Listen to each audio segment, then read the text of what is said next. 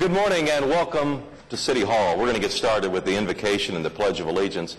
Daniel Grover is the pastor at Corpus Christi Church, and he's going to lead us in the invocation. Afterwards, I'll ask Councilman Stonecipher if he'll lead us in the Pledge of Allegiance. But would everyone please stand at this time?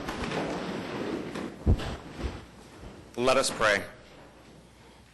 God of justice and mercy, we give thanks to you for the gift of life and the opportunity to serve the people of our city of Oklahoma City.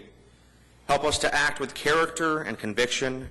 Help us to listen with understanding and goodwill. Help us to speak with charity and restraint. Give us a spirit of service. Remind us that we are all stewards of your authority. Guide us to be leaders that your people need.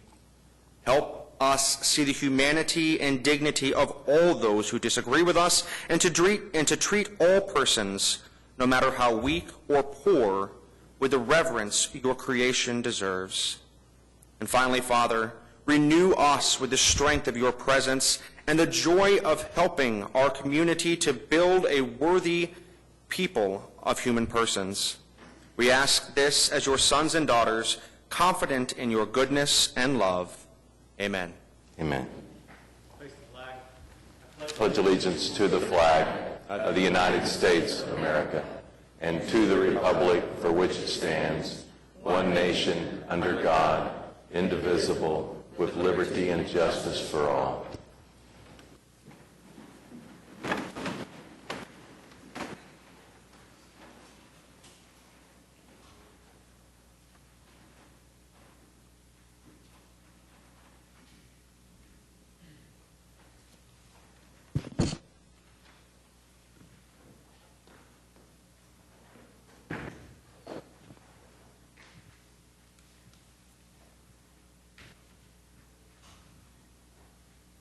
We are pleased this morning to draw attention to Home Energy Aid Month, and we have some members here from the Salvation Army and who have been passionate about this issue for many years. Why don't you all come forward?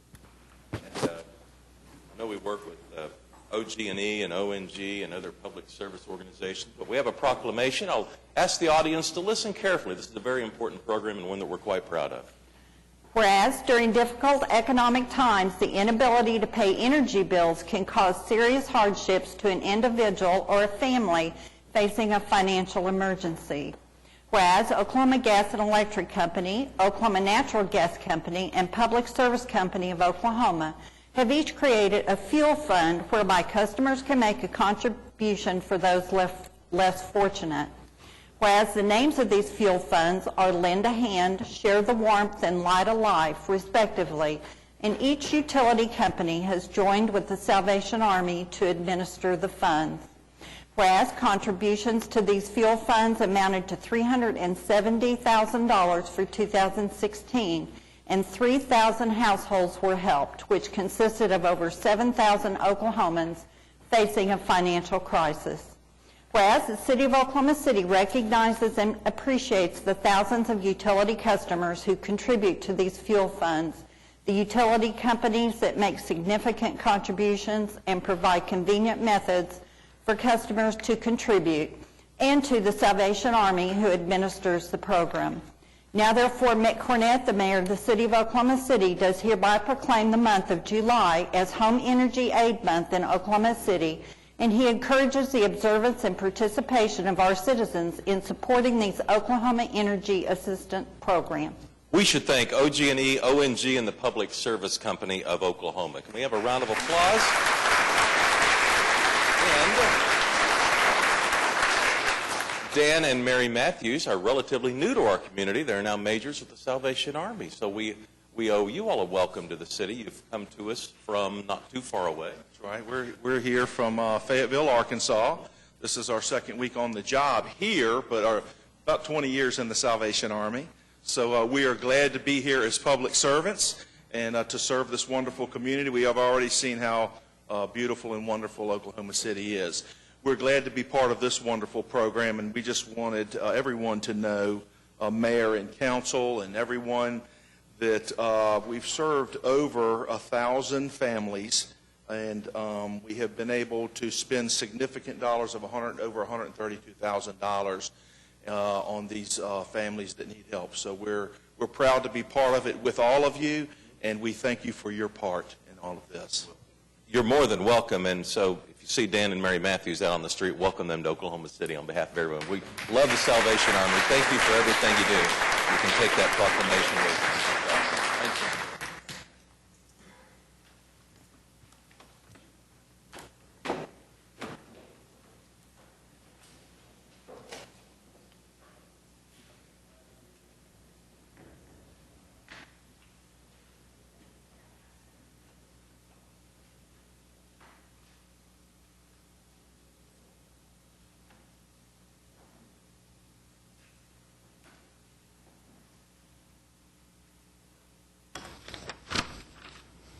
We're on item 3 of the council agenda. It's a series of appointments. I'll look for a motion.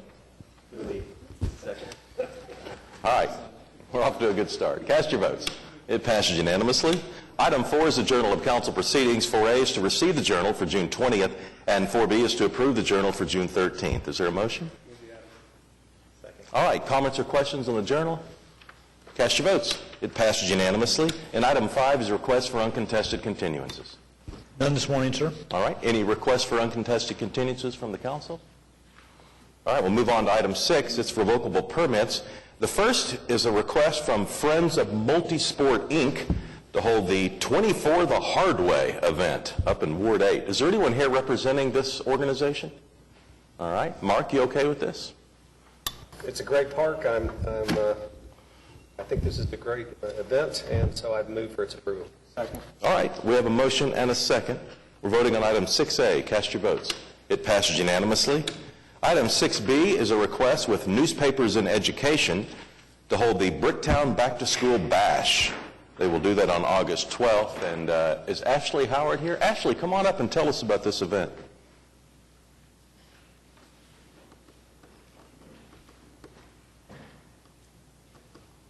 Good morning. Thank you all for having us. We'll need your name and address for the record, please. Oh, Ashley Howard, and I gave our business address, 100 Business is fine, yeah. 100 West Main Street, Suite 100, Oklahoma City 73102.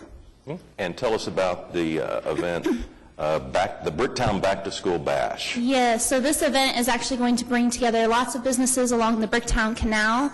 It's going to be a big family day, bringing characters and games and lots of fun things for families to do at the canal. It's also going to serve as a massive school supply drive, and we will be collecting funds for school supplies leading up to the event. The site itself will act as a physical drop for school supplies. We'll also be running our duck derby. We're racing rubber ducks from the stream at Bass Pro, and they'll actually let out into the canal. Just the winners will. We're going to manage that process. Yeah. So how many plastic ducks will you have? Well, if it goes well, lots and lots and lots. That aspect of it is actually a fundraiser for our Newspapers and Education So what's it program. cost to sponsor a duck in this contest? It is $5. Really? We might be able to put an How would I do honorary. that if I want to sponsor a duck? Well, if you go to our website, it's nie.newsok/Bricktown B2SV. And All right. there's all the information about the event itself on there. And the money goes toward buying school supplies for our little Well, there's two components. There is an area where you can donate money for school supplies, and then there's also an area where you can donate money to the Newspapers and Education program. both good So, causes. Yes, sir. All right. It's in Ward 7. John? All right. Cast your votes on 6B. Passes unanimously. Thanks, Thank Ashley. you all. All right, item 6C is a request with the Vietnamese American community of Oklahoma City for the Vietnamese American Memorial Monument inauguration, and that's coming up this Saturday in Ward 2. Is there anyone here representing this event? I happen to know it starts at 3:30 because I'm going to be out there. But Ed, it sounds like a wonderful event, and I've seen pictures of the sculpture, but I've not seen it in person. I'm looking forward to it. And a decade in the making. So we'll look forward to Saturday. I move for approval. All right. Is there a second? Cast your votes. It passes unanimously. Item 6D is a permit with the Episcopal Church Foundation of the Diocese of Oklahoma to hold the Red Dirt Carnival, the Episcopal Youth Convention. This would be July 12th at 7th and Robinson in Ward 6. Is Julia Baker here? Yeah, come on up, Julia. And we'll also need your name and address for the record. It's Julia Baker, and the address for the Episcopal Diocese is 924 North Robinson, address 73 or zip code 73102. All right, tell us about the Red Dirt Carnival. It is one part of the Episcopal Youth event that will be happening throughout the week.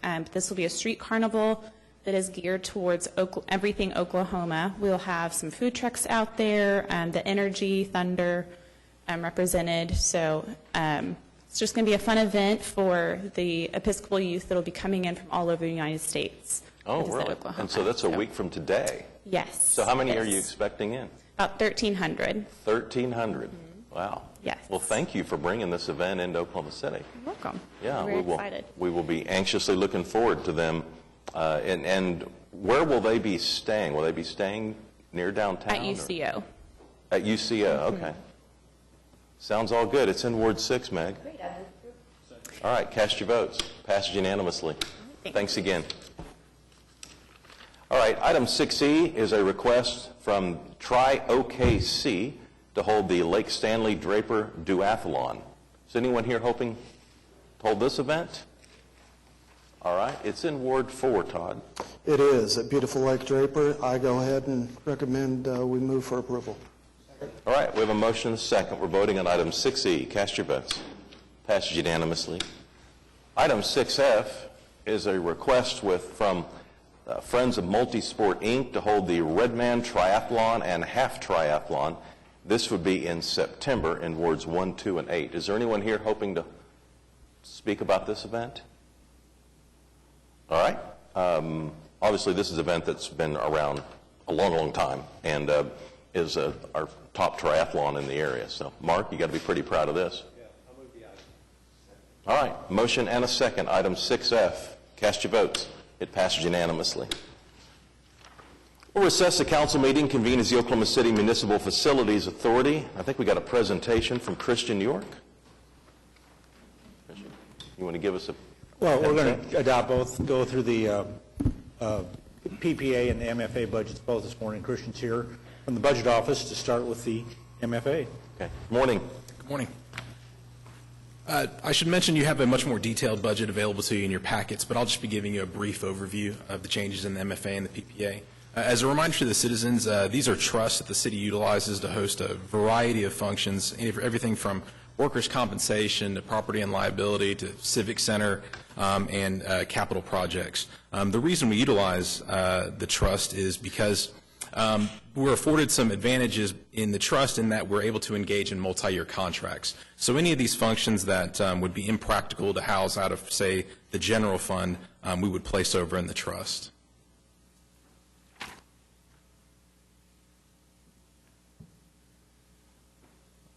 Pop up there. There we are. So if we zoom into the OCMFA and look at the budget by function, we can see that health insurance comprises the largest portion of the pie there at 66% or nearly $65 million. This is going to be for our active employee insurance, followed by workers' compensation at about $12 million, general purposes and other at $8 million. Information technology, this is going to be things like our software licensing for city computers right at $7.6 million. Advanced capital funding at $6 million, and then property and liability for city property at $2.6 million, and then a very small piece for unemployment at $225,000. That totals us out to right at $109 million, which represents about a 7% increase over prior year. I went and looked and just to see what the big movers were over prior year, and I can tell you it's mostly with health insurance, which is up at about $10 million relative to prior year. Workers' compensation is down about $2 million, and then advanced capital is up about $1 million. If we look at our revenues by source, once again, insurance contributions, this is going to be funded through our payroll mechanism, basically funded by where the employees are located. At $70 million, or 63%, makes up for the vast majority of the fund, followed by transfers from various funds. These would include transfers from places like our internal service fund for IT, which would pay for those things like I mentioned with the IT software licensing. And then finally, we have fund balance at 15.6%, or 15.6 million at 14%. And this is more than likely due to timing, given that it's a multi-year fund. This is probably insurance contributions from prior years, transfers from prior years that are being spent in the current fiscal year that we're talking about. And then finally, we have other sources of revenue at 2.6 million, or 2.4%. When we drill into the expenditures by category, other services and charges make up the vast majority of it. And once again, this is going to be paying for our insurance and all those other functions that are stored there. Almost all of them are some type of professional service. Beyond that, we have some transfers at 5.19%, and then relatively small pieces for capital outlay and reserve at less than 1% apiece, getting us back to that $109 million total. As we look at the PPA, and my general rule of thumb for distinguishing between the PPA and the MFA is that the PPA tends to be our outward-facing services, where you'd find things like the Civic Center, golf. MFA tends to be our inward-facing things, where you find our software licensing, insurance for our employees, and so forth. But as we look at the budget by function, we can see that fairgrounds is the largest piece of that, at just over 30.6 million, or 44.5%. And this function primarily is composed of debt service for revenue bonds by the hotel motel tax. The second largest category is MAPS contracts at 13.3 million, or 19.4%. And then golf represents the third largest at 10.9 million, or 15.9%, with performing arts bringing in about 10.9% of the budget, and then smaller portions being out there for economic development, natural gas, and the OCPPA capital reserve, and then our bids.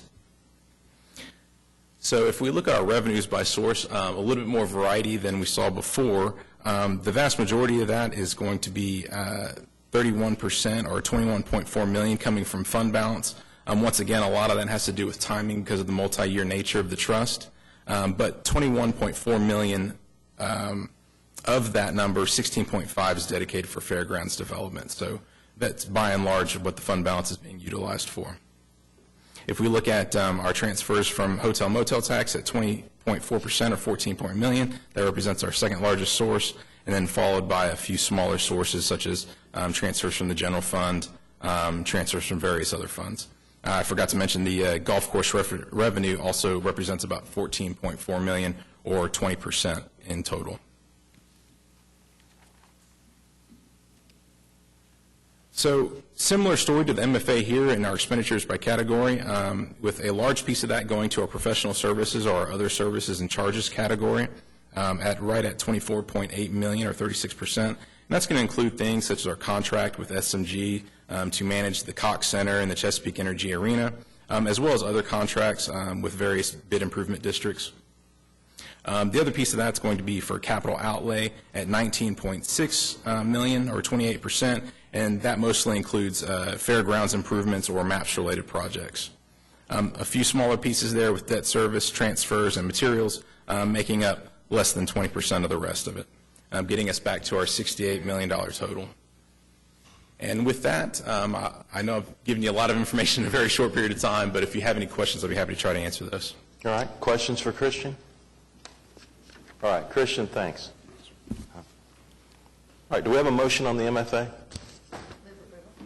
Cast your votes. MFA passes unanimously. We'll adjourn the OCMFA, convene as the Oklahoma City Public Property Authority. Is there a motion on the PPA? All right, we have a motion and a second. Comments or questions on the PPA? All right, cast your votes. It passes unanimously. We'll adjourn the OCPPA, convene as the Oklahoma City Environmental Assistance Trust. We have a motion and a second. Are there any comments or questions on the EAT? All right, cast your votes. It passes unanimously. We'll adjourn the OCEAT and reconvene the council meeting with the consent docket. Move the item subject to individual consideration. All right, is there any individual considerations to listen? Mayor Gary Brooks is here this morning to do a presentation talk to us a little bit about the First National Building on item BI. Okay. Mayor, I had a couple of things. Okay. Gary, come on, and you can make your way up. Go ahead, Meg. 7S, 7W, 7AC, and 7AU. AU. And actually one more, 7CN. Okay. All right, good morning, Gary. Good morning. We will need your name and address for the record. Gary Brooks, 4 East Sheridan. I did hear the word short presentation, so I'll do my best to keep the First National discussion as short as possible. We do have a fairly short animation I'd like to show first.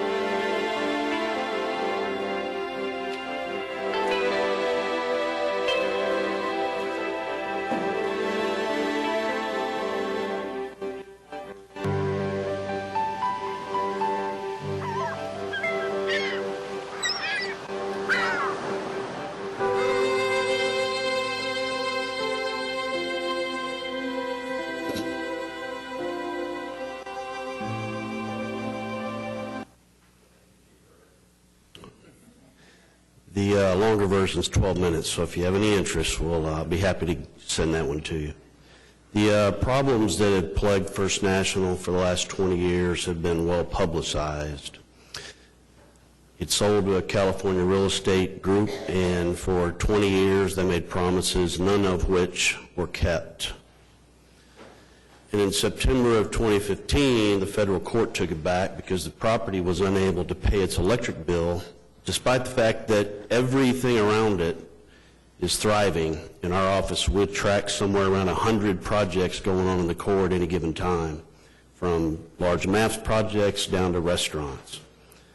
So the question is, How in the world does a 1.1 million square foot historical building like this sit vacant when everything around it's doing well? Jim Perrick was tasked with the assignment of going and finding the best, largest redevelopers in the country to come to our city and redevelop First National. You would think it would be a fantastic time to do that. I mean, you got $1 billion of public supported amenities, no debt surrounding it. You've got the Great Hall, arguably one of the greatest pieces of art ever constructed in this region of the country. You've got an economy here that's doing well. You've got a national economy that's recovered, and you've got interest rates that are favorable for development. At the end of the day, Jim had 5 offers. One was from Oklahoma. That was mine. And the federal court and receiver decided that I was the best suitor, which gives you some idea of the lack of interest around the country in this building. January the 11th of 2016, my partner and I signed the contract, and exactly 365 days later, on January the 11th, 2016, after about $2 million of due diligence trying to make sure that the building could actually handle and accommodate what our plan was, we closed and bought the building and began about a $40 million process of getting the building ready for construction. We've got about 15 months of work just to do with remediation and demolition. There's really nothing other than the historical stuff in the building that you want to keep. If you want to try to use a 95-year-old plumbing and mix that with 18-year-old plumbing, it doesn't work very well. So we began the process of putting together our 3-pronged project. And the reason we're here today is we are getting geared up to close the first of those 3 pieces, which is about a 675-space parking garage, 2 stories of what we call commercial retail, part of which will include an incubator, business incubator on the 2nd floor. And it's basically the 1957 Center Building and the 1972 East Building. So we're not talking about the tower here today. The tower will be converted into 145 5-star hotel rooms and about 200 apartments and 5 different food and beverage outlets. So we're working to get geared up to closing the garage and gallery piece, we call it. And that's the first phase. It's the reason that we're here. We've accumulated a great team, many of which worked on the Skirvin. There are 13 different entities, all of which have legal representatives that will be part of the garage and gallery closing. Hundreds of documents, thousands of pages, and it's not even the most difficult piece of the closing. So I'm here to answer any questions and try to keep it short. I can talk about it for hours if you're interested. Yeah. Would the council be able to tour if individuals on the council wanted to go through the building and take a look at Giving a tour is my favorite thing to do. Okay. Allow about 90 minutes. It's quite hot in the building right now, so dress appropriately. Okay. Encourage the council who's interested in going through the building to kind of see what Gary's vision is. And Jim, what exactly is this part of the presentation about? Brent's going to cover that for us this morning. The item before you this morning is a memorandum of agreement between the city, the Economic Development Trust, and Mr. Brooks' entity. And what we're doing today is it supports the developers' goal of getting private financing for the garage.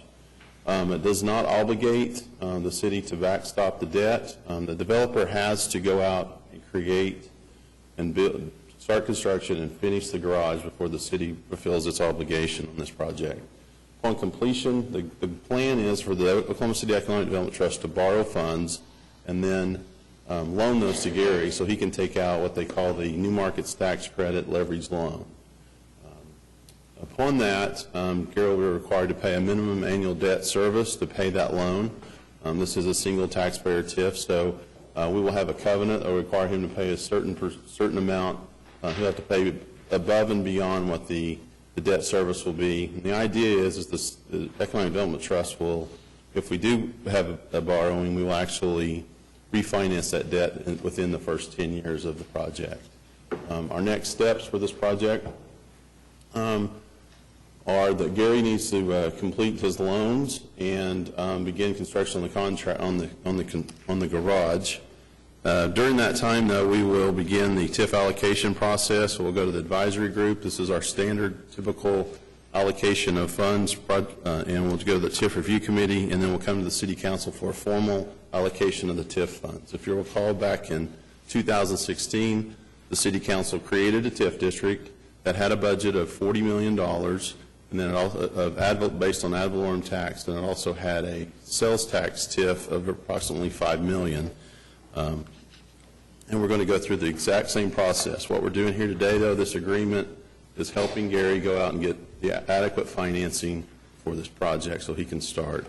And then after we go through the allocation process, we'll have an economic development agreement that will go back to the Economic Development Trust, and then we'll come back to this body for your approval. And then if there is a financing to occur, it will go through the normal process of the Economic Development Trust, and it will come back to this body too. So, with that, I'd be happy to answer any questions. Brian, I know this, the city's been interested in this property for a long, long time. Can you give us a little bit of the history on there? When did the city first start looking at figuring out a way we could get a better use into that tower? Well, I think Kathy O'Connor and myself and Mr. Couch have tried to work with the previous owners to try to help them with solutions, and then... And the previous owners. And the previous owners. Before that, yeah. And we've been working on that, and then when Gary came to us and was trying to acquire the property, we started the process to create the TIF district. And I think at that time, when council approved the budget of $45 million, we knew that this project was going to need significant amount of public support in order to make it happen. And so we've been working on this, I would say, 2 years at least. Yeah, I would say, perhaps with the exception of the state capitol building, it's probably the most iconic building in Oklahoma City. It's certainly the one that, was on the most postcards through the decades. And Gary didn't undersell that great hall. I mean, if you've walked in there, and even if you're not old enough to have known when it was a bank, it takes your breath away, and you can see the potential for this city making a statement architecturally and having a marquee residence and hotel in the heart of the business district. Brett, what's long been the problem with this facility? Why didn't this happen 10 years ago or 20 years ago? In my opinion, the problem was we had somebody in there with a reasonable low base, and it isn't reasonable low if you're going to remodel it, but it was cash flowing for them. They had enough revenue coming back on it, and they weren't getting a great return on it, but it was cash flowing for them with a 50% occupancy or whatever they had because of the base that they had in the building. And the first group that had it, or the two back, was a group of guys from New Jersey that I think you and I met with them once. And then the last people, the people from California, they didn't have any, all they looked at was the whether it was black at the end of each month, and they didn't really care about the building. They just cared about what that bottom line was. It's also a really complicated building. The restrooms are between floors. I mean, it's not, in no way is it ADA compliant today. Very complicated project to redevelop. So today, if someone were going to construct a similar tower, we would, one of the first questions is, where are cars going to park? What's the parking? And I assume that requirement wasn't there in 1930 when these papers came through. Yeah, it's a little more complicated. There was a garage, and then it was stripped off.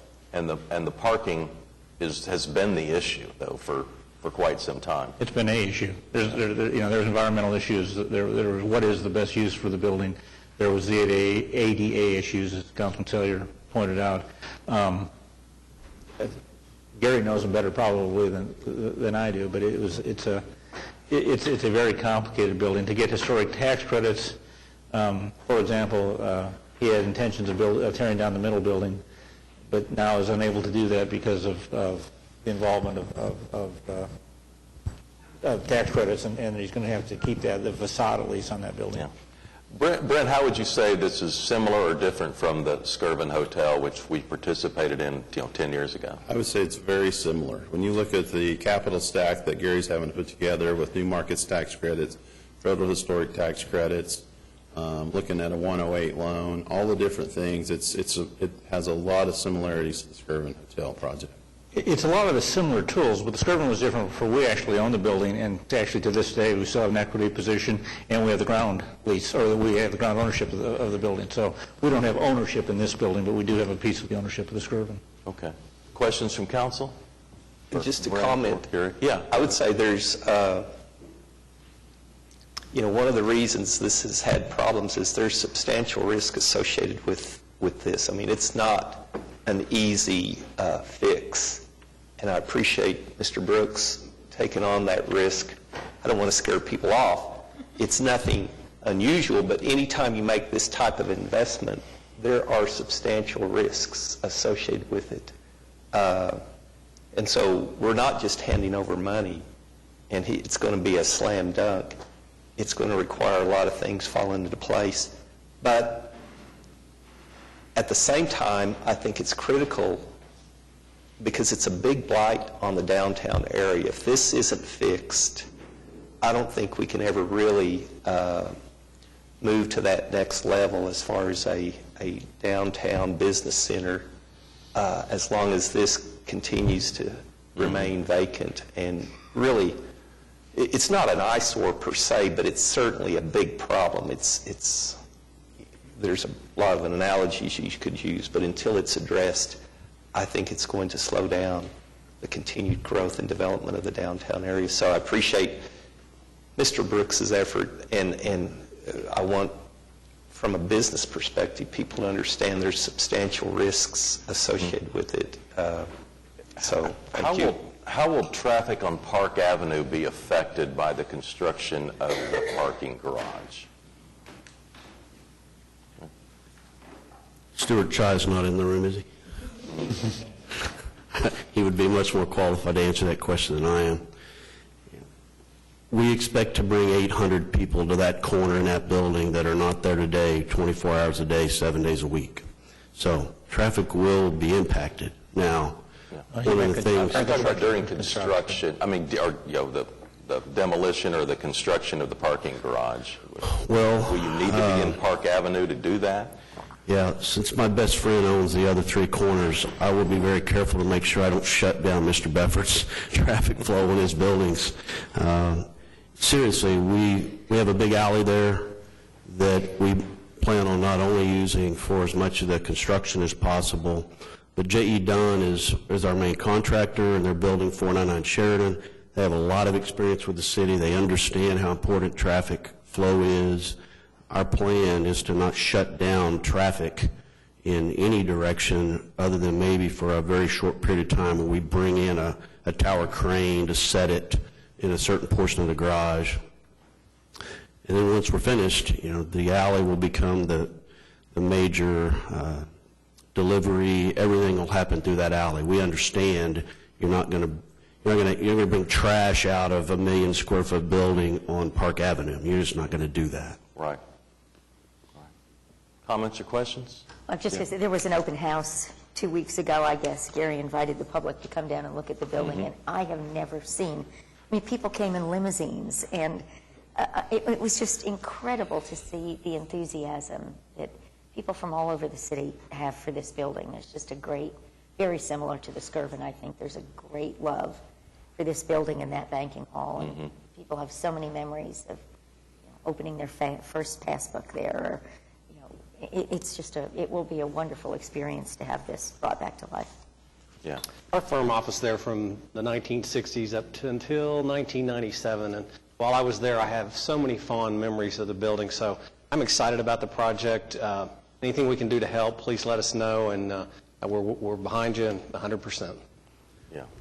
Gary, I've talked with you enough to know your passion's in this project. It's not just another project for you, so we appreciate your emotional buy-in at the same time, and you got an entire city, pulling for you to get this done. So thank you very much for the presentation, and Brent, thanks for answering the questions.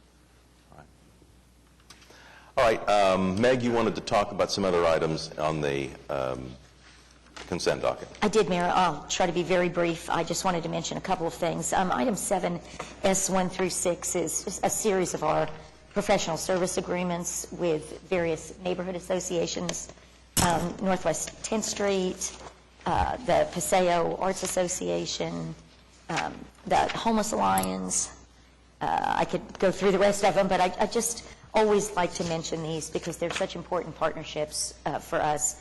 And these small commercial revitalization districts don't happen without, really hard work of volunteer citizens. And so I always just like to mention the efforts that they're doing.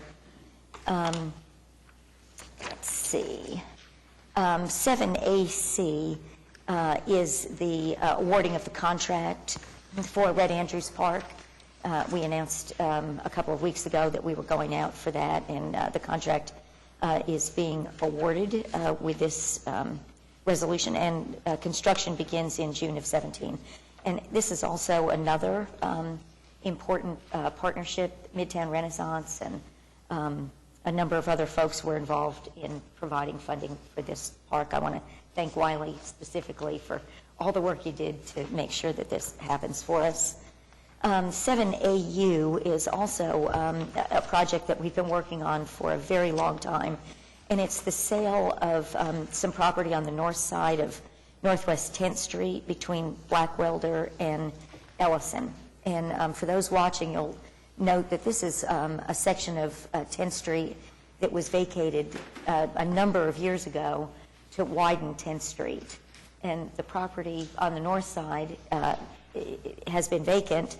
This adjoins Classen-10 Penn, which is continuing to thrive as an inner city neighborhood. And the developer plans mixed-use development here of residential and commercial that I think will be very beneficial to the neighborhood. So I want to thank Dodson Custom Homes for taking on this project, and staff has done a fantastic job in seeing that that happens. And Jim, this may be one that I need somebody to get back to me on, but 7CN is our contract with the jail. Yes. And I was just curious, that number is roughly $1.4 million. I was curious what it was last year. I don't remember. It's been over $2 million. Okay. In the past. I don't remember. It's been coming down. I know that it has been coming down, and I was just curious to see if we were able to lower it even further this year. We did lower this year, but I'll get you that information. Right. But it is a good time to highlight the work that's been done, with what the Vera Group is doing, with the jail task force that the Chamber and Mr. Bennett have been initiating, and then the legislative, or not legislative committee, the Judicial Committee, previous work by Councilman White, now led by Councilman Stonecipher with Councilman Kadid and Councilman Stone, and the work that they've done in trying to deal with indigency and not put people in jail because they can't pay, and having more indigency hearings, and of course Judge James and LaShawn Thompson and Cindy Richard all working together to get that done has really made a difference. It really is a success. It's not a full success yet, but we're in that range, and there are less people being incarcerated on Oklahoma City charges today. Now, we're still working on the county, which is where most of those charges need to be worked through, and we're still working through that, but I'm really appreciative of the work done by the legislative, or the Judicial Committee and our staff. And Mark is arranging a meeting between the sheriff, the police department, our staff, the judges. A brilliant idea, long overdue, and I appreciate your leadership on that. It's just a great idea, and I think it'll be very beneficial. Let's just keep working on it. Yep. All right. Any other comments on the consent docket? On BL and BM. So on BL is the Economic Development Trust is going to set up with the MAPS Park Foundation. It's $700,000 a year for the MAPS Park for the annual management fee and support for operations and management. So the source of the funds is what for that $700,000? General fund. So it's general fund that goes to the Economic Development Trust, then goes to the, okay. Yes, sir. And then on M, the funding of the Alliance for Economic Development we're using use tax, TIF and GOLD funds and general fund. Is that the combination we've used in the past? Or Yes, is sir. That has not changed. Not changed, okay, thanks. All right, we're voting on the consent docket. Cast your votes. Passes unanimously.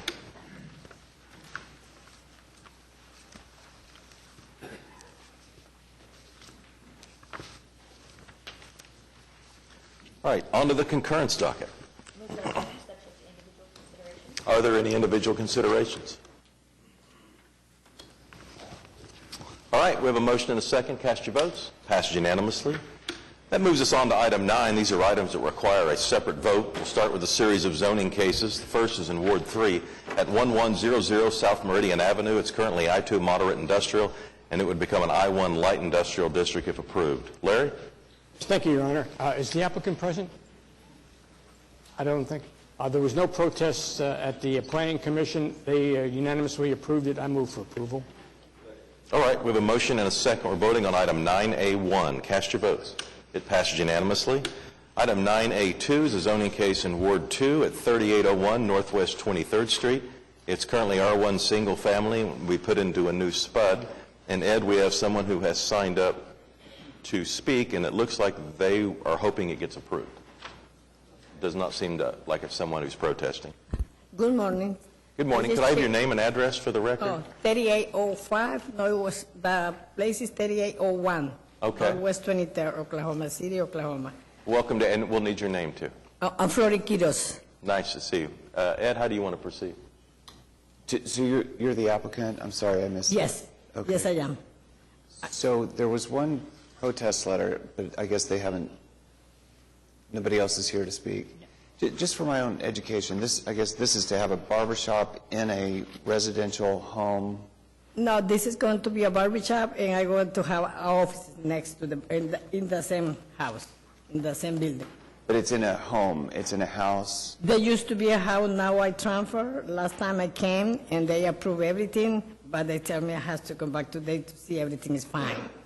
Okay, so nobody will be living in the house, it's just a barbershop. They're going to be just a barber shop. And it No. can't be any other use other than a barbershop? Yes. And the parking is in the back of the house? Yes. Okay. I already bring the plans, how I going to do it, and they approved last time. Okay. But they tell me I have to come back today to see everything is fine. Okay. I move for approval. All right. Cast your votes. Passed unanimously. Thank you. Thanks for coming down, Flori. All right, we're on item 9A3. It's a zoning case in Ward 7. The address is 1010 Northeast 7th Street. It's currently R2 medium low density residential, as well as C3 community commercial, and it would be put into a new SPUD if approved. John? All right, thank you, Mr. Manager.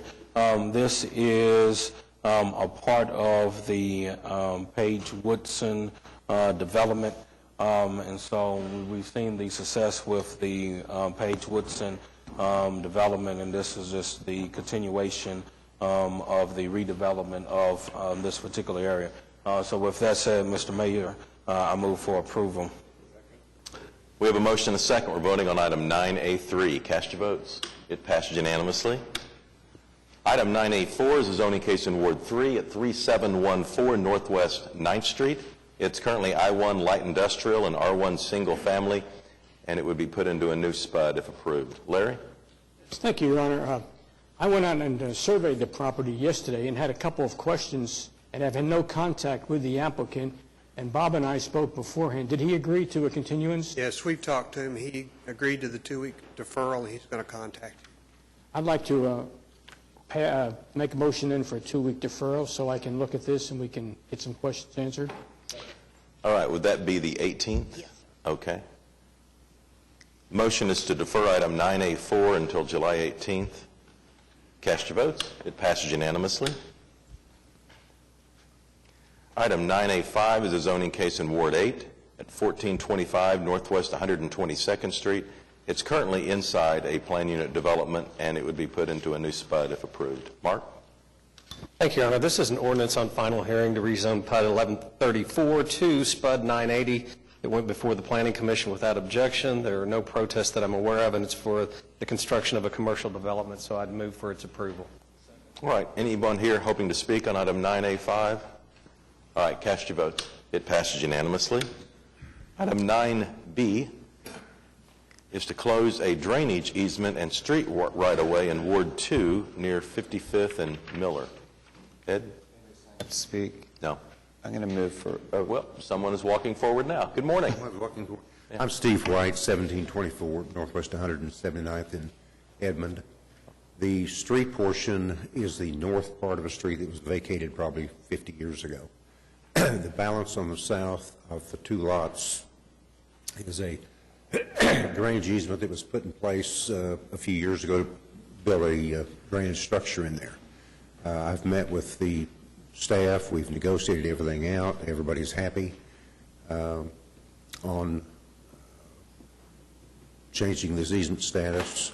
I think each of you probably have a email from the Homeowners Association out there. I've met with them several times. I've showed them everything. No secrets. Photos of what we're going to build, the plans, and I've not had one person contact me against this. Lynn Garman, of course, has met with me several times to see what we're going to do and if we're going to change anything, which we're not. So I urge you to pass this. I do have that email expressing support from the neighborhood, and I appreciate your work with them. And well, it's easy if you start early and let them know what's going on. Yes. I move for approval. All right, we're voting on item 9B1. Cast your votes. Passes unanimously. Thank you, sir.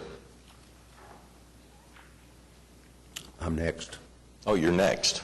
Okay. You're on a roll. All right, item 9B2 is back in Ward 2. Ed, do you want to lead us through this one? Do you have anything to say, Mr. White, or are you? No, this is the SPUD to put 3 houses on this particular lot that had been zoned commercial. One of the things the neighbors were concerned about is having a mini storage or something terrible like that go in there. This is to the north is all residential. To the south is what used to be the charcoal oven, which we... Mm-hmm. Ed, we do have someone who has signed up to speak on this. Okay. I'm sorry, what? All right. Someone signed up to speak about it. Oh. Yeah. Okay. All right. Okay. Yeah, you can sit close by in case we need you back up. Kathy Fitzhugh.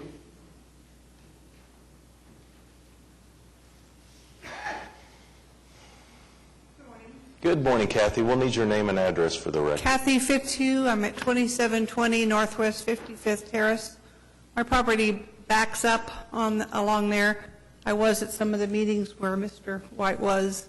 Our concern is really the easement issue. Have we already voted on that, and it's a closed issue? Let's see. That's the only access to a sewer cleanout back behind my neighbor's house, and to get to the utility route.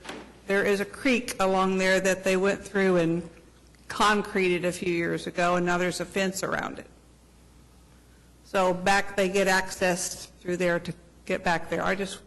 We just want to know that you can get in there. The city will be able to get in there. Can you connect the dots here for us? She's referencing the previous case. These two are connected, and the Utilities Department has worked out the agreement, and he's closed the portions of the easement, so we still have access. We still have access. That's all we wanted to know. All right. Okay, thank Sounds like you. you're good to go. Thanks, Kathy. All right. You want to make a motion on 9B2, Ed? Yes, I move for approval. All right, cast your votes. It passes unanimously. All right, 9C would allow a telecommunications company to build a tower in Ward 1. Larry, you okay with this? Yeah, this has staff and... oh, I'm sorry. It's Ward 1. Messed up. Yeah. Larry's taking over the world. Larry's voice had changed. I know Ward 3 is big and everything happens in Ward 3, but... yes, it has staff and planning commission approval, so I move for approval. Okay. The applicant has asked to speak, but it doesn't sound like that's going to be necessary. All right. Tracy Malone. All right. It looks like you're going to get what you want. Are you okay with this voting? All right. Is there a second? All right, cast your votes. It passed unanimously.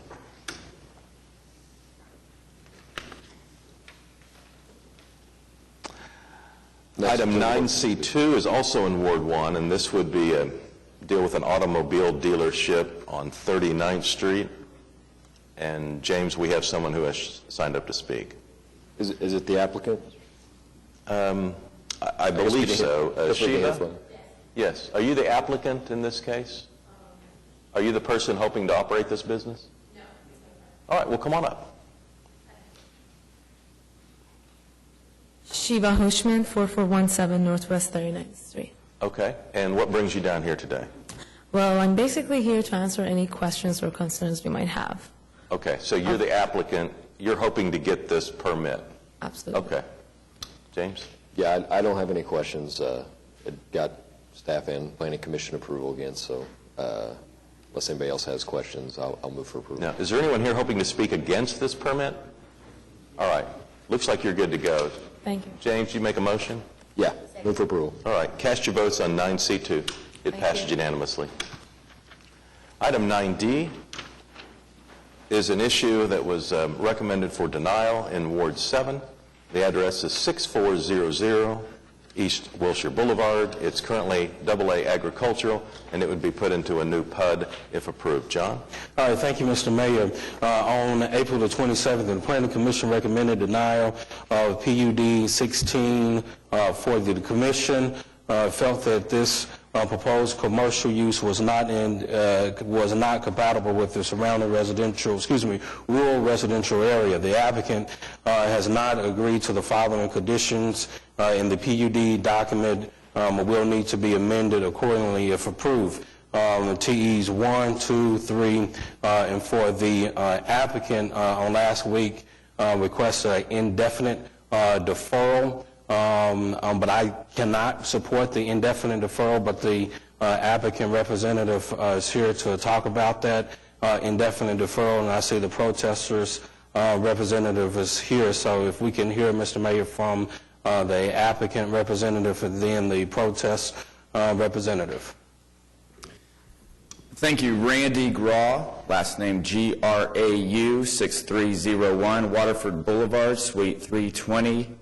73118. Mr. Mayor, council members, Mr. Jordan, Mr. Couch, Ms. Kersey, thank you very much.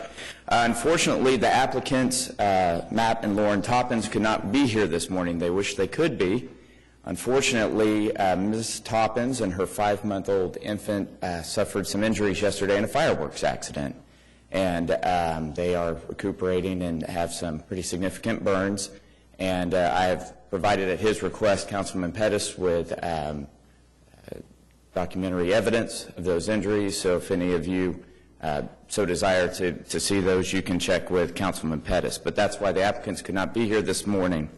They are a family in Ward 7, father, mother, 3 little girls. They're not developers. They do own this land, also in Ward 7, and essentially what they want to do is establish a wedding chapel on this land. We are here to request an indefinite deferral. Going forward, we want to work in a cooperative fashion with neighbors. We have not had the opportunity to meet with the neighbors yet, and we know that there are several who are protesting. We believe that there's been some miscommunication, non-communication, some things that could have been clarified. Also, the applicants are willing to make some concessions based on the concerns that we've heard from the neighbors, such as hours of operation, limitation on alcohol service, to actually remove future development of another building towards the back of the property. This was originally on an agenda for 2 weeks ago. We requested a continuance because we had not had a chance to sit down with opposing counsel and talk about some of these concessions to seek clarification, and we wanted the opportunity to do that. We did that, and then we wanted to move forward with meeting with neighbors the second week of July. Unfortunately, that's not going to happen now, and so we seek an indefinite deferral. The reason for doing that is so, again, we can kind of go back to square one, that we can correct any procedural missteps so that we can start to talk, address the concerns, move forward with insight, with input from the surrounding neighbors. Again, the applicants are a Ward 7 family. They want to do this in a cooperative fashion, and so I seek your help and your support in an indefinite deferral so that we can take a step back and then hopefully come back to the council with a resolution that everybody can live with. I'd be happy to answer any questions. Any questions from the council? Okay, thank you. Our first speaker... Mr. Mayor, if we can allow the protesters' representative to speak on the indefinite deferral item, if that's okay? He's the name listed. Yeah. Okay, thank you. Sorry. No, go ahead. Mr. Roth, we'll need Thank your you. name and address, please. Good morning, Vice Mayor, council members.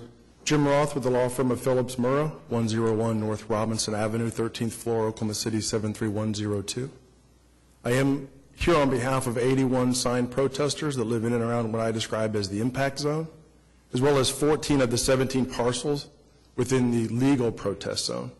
You have before you an application that has not been fully vetted by the neighbors because the applicant has pursued this without that type of coordination. We did not choose July 5th, and we did not choose June 20th, and quite frankly, we didn't choose April 27th. But we have over 15 neighbors here today that have taken their third day off of work and would be grateful for the chance for this item to be heard. There's some grave concerns about the notion of an indefinite deferral and the burden that that could put back on the neighborhood, the need to get back together to expend more money on council to restart the protest process that we think is an unfair burden to them. So we stand here today in hopes that you would hear the item, you could hear the concerns, you could hear our thoughts associated with the ordinance incompatibility, the plans incompatibility, and quite frankly, the mitigation effort that hasn't gone far enough. I want to give you a little bit of the calendar update, if I might. Following the Planning Commission's unanimous denial on April 27th, the neighbors learned that the applicant was still insisting on moving forward to pursue approval. They reached out, retained our firm, and we got involved. I immediately reached out at that time to the attorney of record in the application. Mr. Love of Cheek and Falcone indicated they no longer were representing the applicant. I had heard from city staff that another firm reached out to that attorney and asked for a chance to meet with the applicant on behalf of the neighbors. A few weeks went by, I had to reach back out and learn from that attorney their firm had refused representation. I learned of a third attorney name, reached out, indicated from that person that they weren't taking the case. As June 20th was approaching and we were the ones initiating the contact with the applicant, desperate to have a conversation, Mr. Grau appeared again on behalf of the original law firm. So I feel the firm's representation has continued in spite of the change of lawyers, and we are prepared to argue the case today. The neighbors are present, and we would be grateful for that opportunity. Thank you. All right, thank you, Mr. Mayor. I do strongly believe that we should hear this case. Since day one, I asked the applicant to please meet with the surrounding property owners, meet with the neighbors. The applicant chose not to meet with the surrounding property owners and neighbors, but instead the applicant chose to reach out to other people. My view on this would have been different had the applicant originally did what I requested, which was to please work with the surrounding property owners and neighbors and truly be good neighbors. The applicant made no effort until a few days ago, and I do believe we need to hear this case. Again, the Planning Commission recommended denial. The applicant has refused to accept the TEs, and there is 66% protest. So I do believe we should go ahead and hear this case. Okay, we have 8 people signed up. First is Elmer Nolan. Excuse me. Yeah. Mr. Mayor, I apologize. Yes. Would it be appropriate that I speak on their behalf because we may be able to dispense with the number of the protesters that have individually signed up? Sure. Yes. Yeah. And yes. As a courtesy, should Mr. Grau be given a chance to offer his thoughts first? Well, I think he has, so unless at this point in time you have something else to say. Sure. We're not prepared to defend the application today, and that's why we're requesting the indefinite deferral. Unfortunately, the applicants can't be here. Again, as Councilman Pettis said, we'd like the opportunity moving forward to sit down and meet with the neighbors to talk about some of these concessions that we've communicated to their council that we're willing to make. I can't change anything that happened previously. I've only been involved for a few weeks in this case, right before the first continuance, which is why it was requested, because we were trying to sit down and meet with Mr. Roth, who's a friend of mine. And so, again, there's going to definitely be a different tone and tenor moving forward, and we'd just like the opportunity to, again, to address these concerns, to talk about these changes, and to reach a resolution. So as far as presenting any case in support of the application, we're not prepared to do that today. Again, I have absolutely no problem listening to the protesters. I will take copious notes to discuss with my clients so that, again, moving forward, we can take any and all of these concerns seriously and address them. Thank you. I'd be happy to answer any questions. Any questions from the council? Okay, thank you. Thank Mr. Roth? Thank you again, Mr. Mayor. We brought a PowerPoint that I believe has been loaded up. If it was helpful, we'll go ahead and begin there so you have some information to follow along. Would that be appropriate? Also, I have some paper copies to pass.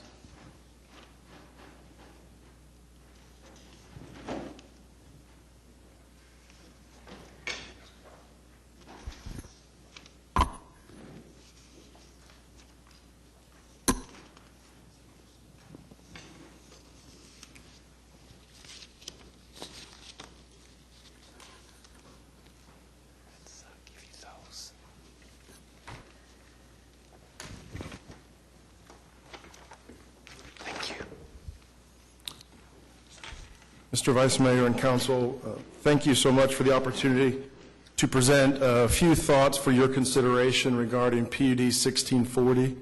I first wanted to say thank you for hearing this item. I can relate to the burden of a fiscal year agenda. When I saw we were on page 33, I thought it was an all-day affair, but I am grateful how efficient you moved through your fiscal year. I can recall years ago across the street, I wished we had been as efficient. I want to say first a word of thoughts to Mr. Grau. We did have a good in-person meeting on the 23rd where we had a chance to hear some thoughts, and I was grateful for his time. Also wanted to extend wishes for speedy recovery to Mrs. Toppins and her child, and wanted to accept their offer, as I heard it this morning, to start over.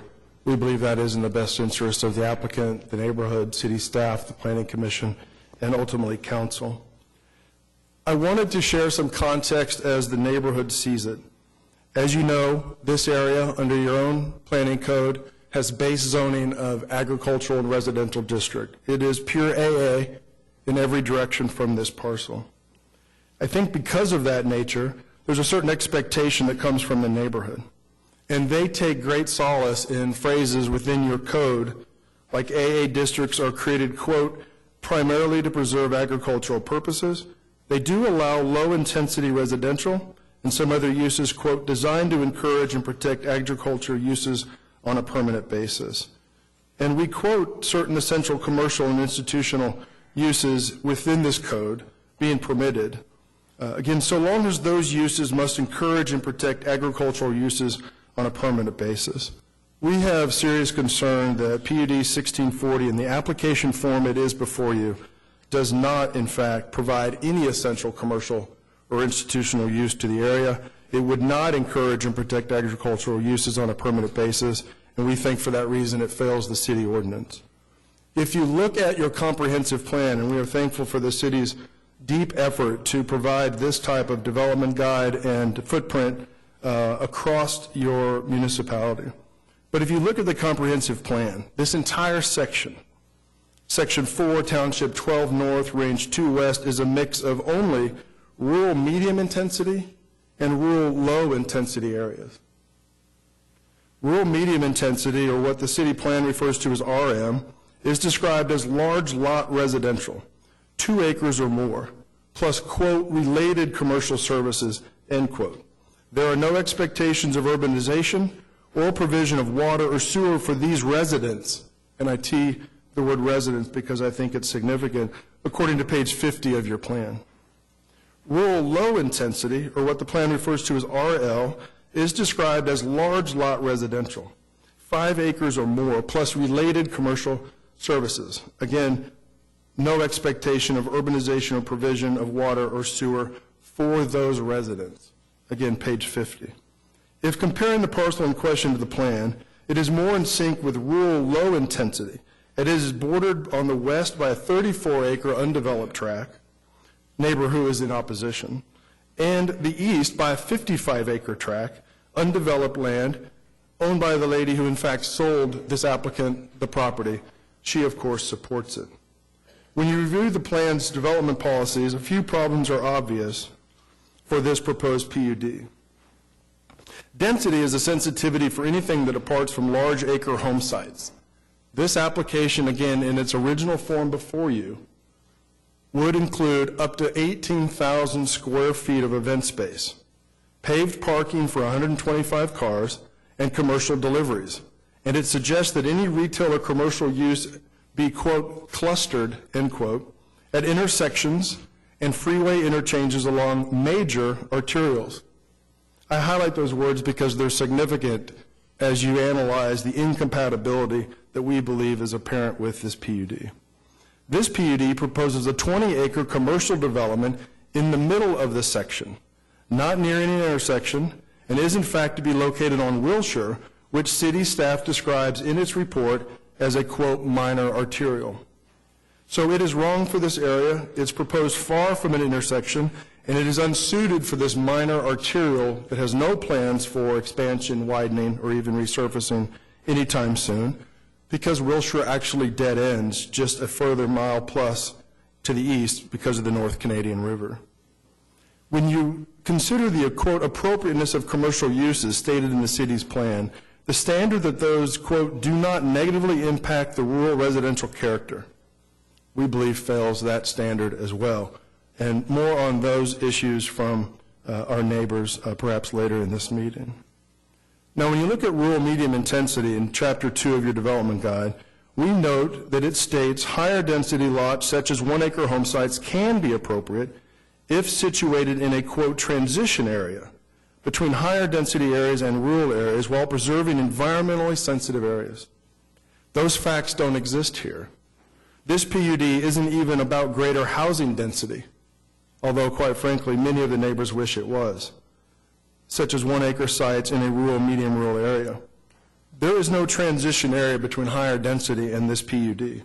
It's a large-scale commercial purpose with rural houses on acreages or large undeveloped acres in every direction of it.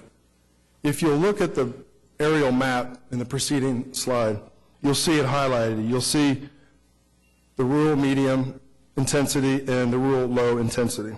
I thought it might be helpful for you to have a chance to see this, so I pulled it off the county assessor's website so you could see the road improvements, the massive areas of unimproved parcels in question. You could also see the home sites to the south on Northeast 71st Street, and you'll see the activities on the north. To the north, there are 5- and 10-acre home sites. To the south, there are some 1- to 5-acre home sites. But this proposed PUD is nothing like the AA area, and it's probably disingenuous to even call it AA-based zoning PUD. I believe it's a C3 project presented as a PUD in an AA area. If you look at your community commercial districts, or quite frankly, all the base zoning definitions within your code and plan, Chapter 59, Section 6200.1, and the purpose statements, a review of these base zoning, it would appear that community commercial district, or what's referred to as C3, is the accurate city code for this planned 20-acre development. This PUD 1640 better fits as C3 because it, quote, would serve a larger trade area than the surrounding residential neighborhoods. And yet it provides 0, quote, essential commercial services, as I shared with you, your plan for AA suggests would only be appropriate. This is why these neighbors fear the impact that have been discussed by the planning commissioners and cited in the staff report. This is not even a mixed-use project, but rather commercial only. There is no residential aspects to it. Its hours would be from 6 a.m. to 2 a.m., 7 days a week, and it's potentially dangerous, loud, and a disruptive PUD. Now, I do recognize that applicant or council must realize the various the very obvious incompatibility of C3 to this otherwise quiet, large lot, rural residential area.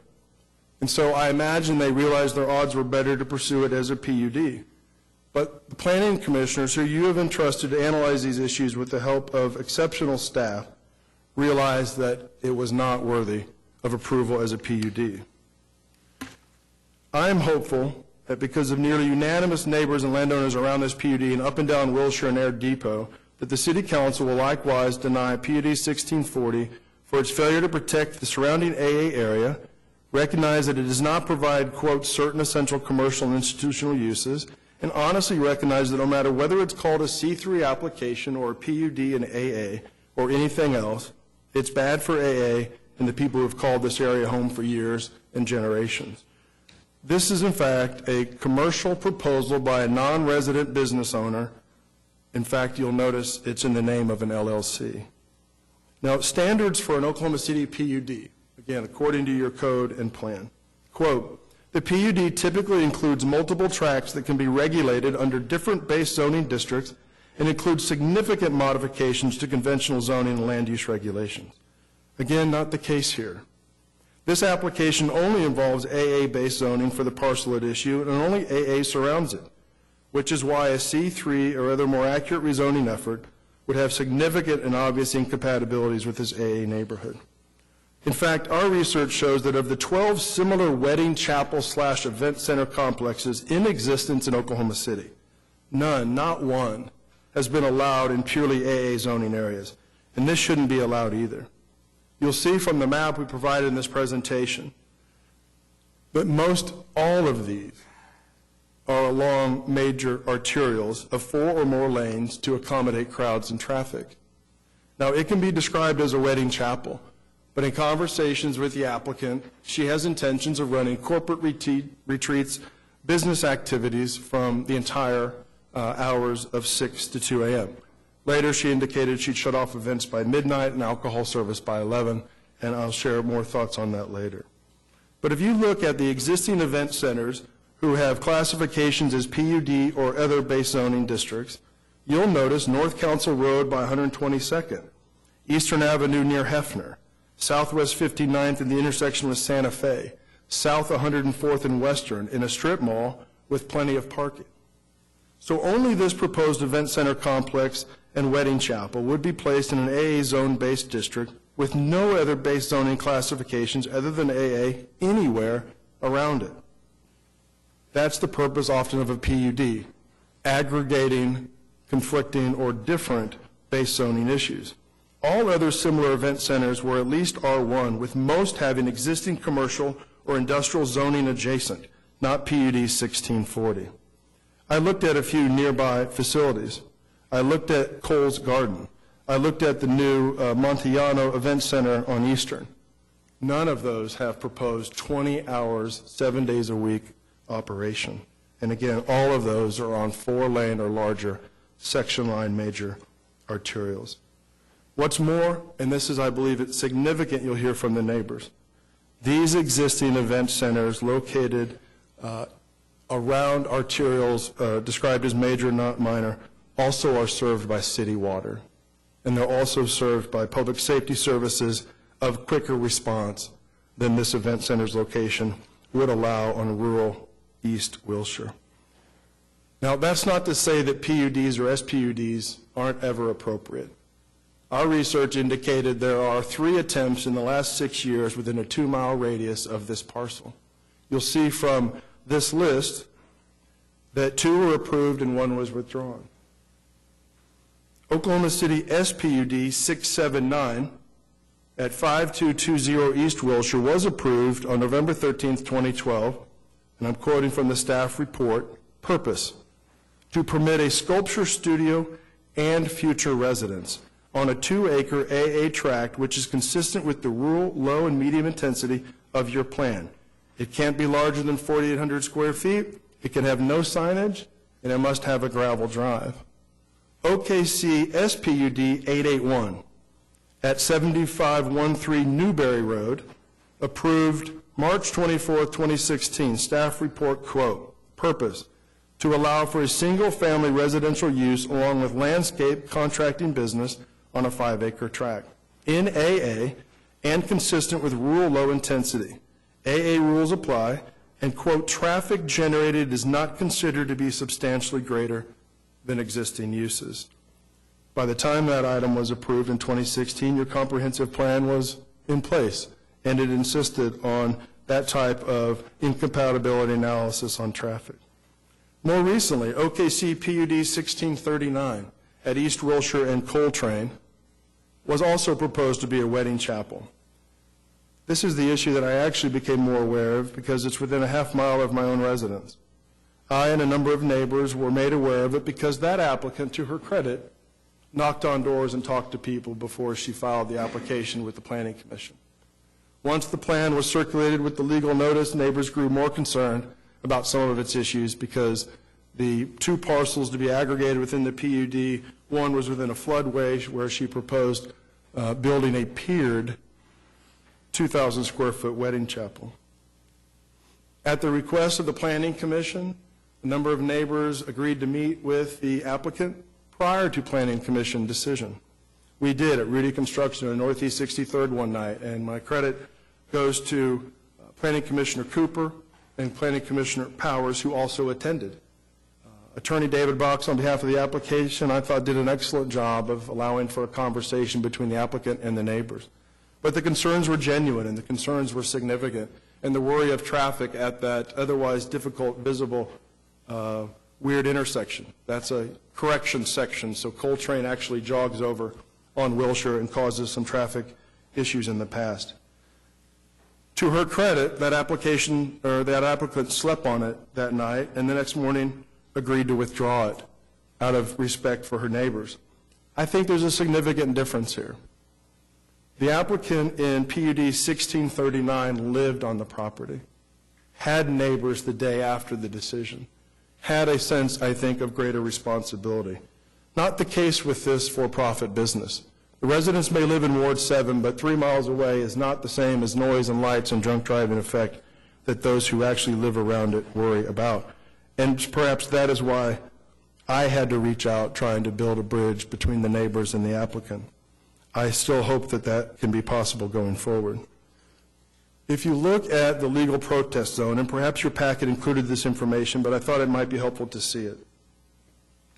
I represent the families in blue. The 14 of 17 parcels technically in opposition within the legal protest zone. I also represent 63 other families and individuals in and around the area who reside in what I call this impact zone. Their homes are nearby, their families commute along Wilshire, Sooner, and Air Depot, they have agricultural property, and they worry about this highly vulnerable aquifer. But of these legal protesters, most all of them actually reside adjacent to this proposed event center complex, as you saw from the previous aerial. These are their homes, many of them for more than one generation. Some don't even water their lawns because they worry about the aquifer and their water supply. All enjoy the natural area and the solitude that comes from living in this AA area of Oklahoma City, and they have their own long-standing investments here. But please know, all are not opposed to development of this land. They are genuine about that, but they have grave concerns about this proposed commercial PUD by non-residents running a 20-hour-a-day business 7 days a week with noise, lights, traffic, road dangers, water depletion at rates before unseen in this area, and fire dangers from hundreds of guests perhaps every day at raucous activities like weddings.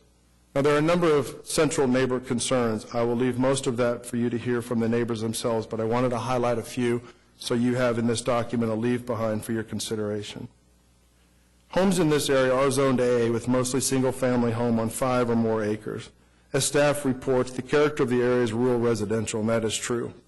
But this event complex is not. You will see a number of issues associated with essentially the interruption of quiet enjoyment that all residents hope to have within their homes. Next, you'll see staff referring to the allowed speed limit on East Wilshire being 55 miles an hour, and a description of the topographical area profile of Wilshire going from low to high. Wilshire is described as a minor arterial in the rural medium LU2A. Drunk driving is a serious risk due to this commercial event center and something that people who live around this area don't have a choice other than their commute along Wilshire or other section line roads. There is a stop sign at Wilshire and Sooner. Can you imagine the effect of 50 to 125 cars leaving an event at one time? What that does to this otherwise rural two-lane road? When I met with the applicant and her attorney, she offered a few possible revisions, which sadly do not go far enough to mitigate, as the comprehensive plan might suggest is promised to citizens, to lessen the impacts from this business. Although she still wanted to operate 7 days a week from 6 a.m. to 2 a.m., she suggested just developing the 6,000 square foot phase one with this PUD, but still maintaining 125 parking spaces for attendance of over 200 plus people.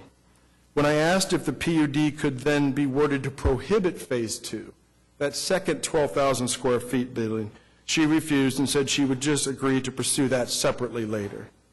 We worry that if the city were to agree to 6,000, knowing 12,000 was potential with her original vision, that before long this will be at 18,000. And once that foot is in the door, we're afraid the neighbors' impact is going to be dramatic and unprecedented. When I expressed the neighbors' worry about late events with alcohol and drunk drivers on a rural two-lane roads, she offered to cut off events at midnight with alcohol service ending at 11, but still allow cleanup and departures to occur until 2 a.m. Now, I shared with her, perhaps my family is unique, but my cousins and uncles, when told to leave a wedding, go to the parking lot and still continue noise and activity. So there's genuine worry from the neighbors. I asked her what her security plan was. I asked her what her protocol was for ending the events at either 2 midnight or alcohol at 11, and she had none. Now, a young mother of children obviously has other priorities. If you have a 20-hour operation, I think the business plan ought to include staffing levels that people could have some sense of accountability or responsibility. There's no plan for a traffic monitor letting cars out onto Wilshire. There's no plan for asking guests to leave at a timely hour. There's no plan to have somebody monitoring the noise if the band were to move outside.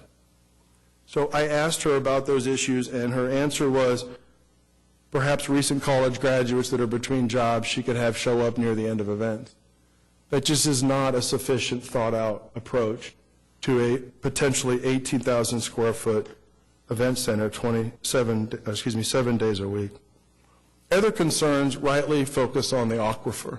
These residents who have built homes and have wells supplying service to their families know they live in a highly vulnerable aquifer, as your city plan and staff report indicates. They take steps every day to limit water. As I shared with you, and I think you've received some emails, they often forego landscape issues and watering outside of their home because they worry about depletion. When I asked if she would consider extending the water line, as staff report suggested, as a technical requirement, she said no. When I shared that neighbors who have recently been affected by wildfires in the area have real concern about the amount of activity, attendance, and traffic on those 20 acres every day of the week, with some outdoor smokers at weddings and other issues with events that apparently would not be monitored, she indicated she might build a pond and install a dry hydrant to assist the fire response, which is in an area considered low and rural. Now, in my previous life as a county commissioner, I recall working with the town of Lake Aluma to install a dry hydrant system. Now, it's a big, beautiful, established lake, and it was not easy. And it took 2 years, and it's not cheap. It's very expensive. You hope it helps. But quite honestly, if you're not willing to extend the city water line, I'm guessing you probably are not going to be willing to incur the expense associated with a sufficient dry hydrant system to keep that area safe from wildfires. Staff report, required extension of water main from Sooner and Wilshire. Now, there's been some email traffic from a previous attorney about possibly waiving that because her attorney at the time was alleging it's too far from the water main, meaning it's too far from the intersection. I think that makes the neighbors' concerns case, quite honestly. Because if you are saying only essential commercial services in an RM or RL area could be at intersections, you wouldn't be too far from water services. She's picked a rural, remote area and would like to use the remoteness as an excuse to avoid extending the water line. And I will share with you, her comment to me was, there are homes in that area bigger than 6,000 square feet. Now, I can't account for mischievous children, but I guarantee they aren't flushing the toilet 200 times a night at an event. And they're not doing landscaping with irrigation around it. And it's not the same to say that a 6,000 square foot home would have the same environmental, ecological, and aquifer impacts of an event center with activities throughout the day. The area is described as an upland forest with fire dangers and wildfire risk. Sadly, the applicant clear-cut a good portion of the parcel already. The aerial that I showed you from the assessor's office is an old picture. If you used a drone or flew over it today, you'd see red dirt. Much of the middle has been scraped. So now you fall back into your mitigation plan for an upland forest with things being replanted. Now, if you read the application and the master plan submitted, we recognize it has a logo, some pictures from the internet, and a small rendering, but there really are no genuine renderings about how to mitigate issues like upland forest restoration, how much setback is required for perhaps a green screen, so to speak, with trees, particularly for those neighbors on Northeast 71st Street if she were allowed to do phase 2. So the comprehensive plan's hierarchy for mitigation reads, 1, avoidance and minimization. Not possible, it's been clear cut. 2, restoration. We are hopeful, but the plan doesn't speak to it. 3, offset. Yet as the staff report points out, the PUD make no indication of which areas will have tree preservation or replanting as your comprehensive plan recommends. Fire service is deemed rural response, abutting the area deemed longer than rural response. That is a genuine concern for people who are seated behind me that have recently experienced a wildfire. One gentleman who had to rebuild from losing his home. Hours of operation. As I mentioned, a number of neighbors are here to share their personal perspectives. I'm thankful that they are, but quite frankly, even 18 hours a day, 7 days a week is disruptive to this residential or otherwise agricultural area. 19 hours a day of alcohol service potentially. She has agreed to not pursue an ABLE license, but to rely on caterers with license. That actually worries me in the sense that caterers are incentivized to sell as much booze as possible because there's quite a markup on their profitability. So I'm not sure the business plan has been fully thought through in terms of that modest reduction of 3 hours of alcohol service and what it would do to the plan. Oklahoma City doesn't need this event center at this location. The neighborhood certainly doesn't need this event center at this location. There is no, quote, necessity to it, and it certainly isn't, quote, essential as your plan requires. If this project is built at either 6,000 or 18,000 square feet as proposed, its impacts will last forever to the detriment of these surrounding neighbors who certainly didn't ask for it. If built, only nearby residents will be left to monitor whether ordinances are followed. When an event such as a wedding is too loud or neighbors' only option is to suffer through it, report it to the city after the fact, or worse yet, perhaps disrupt the wedding and ask them to disperse. Scenarios such as this are not ideal for anyone involved, which is why I think the incompatibility is so glaring on its face that we would also like the applicant to start over. I would be glad to host an additional meeting like the one I initiated with her and her council with a broader group of neighbors. But we feel best in that conversation if the slate is in fact clean. We would ask that you deny the application as your planning commission did unanimously and really reset what should have been step 1, neighborhood coordination. We'd like her plan to be revised beyond that at that point so that staff has a chance to weigh it again, so that your appointed planning commissioners have a chance to weigh it again before being forced to a decision at this council. Oklahoma City, the plan OKC rightly suggests this proposed PUD conflicts with existing uses, and since, as I pointed out, so much of the land around it in 2 directions is undeveloped, conflicts with potential uses. One of those owners is here today.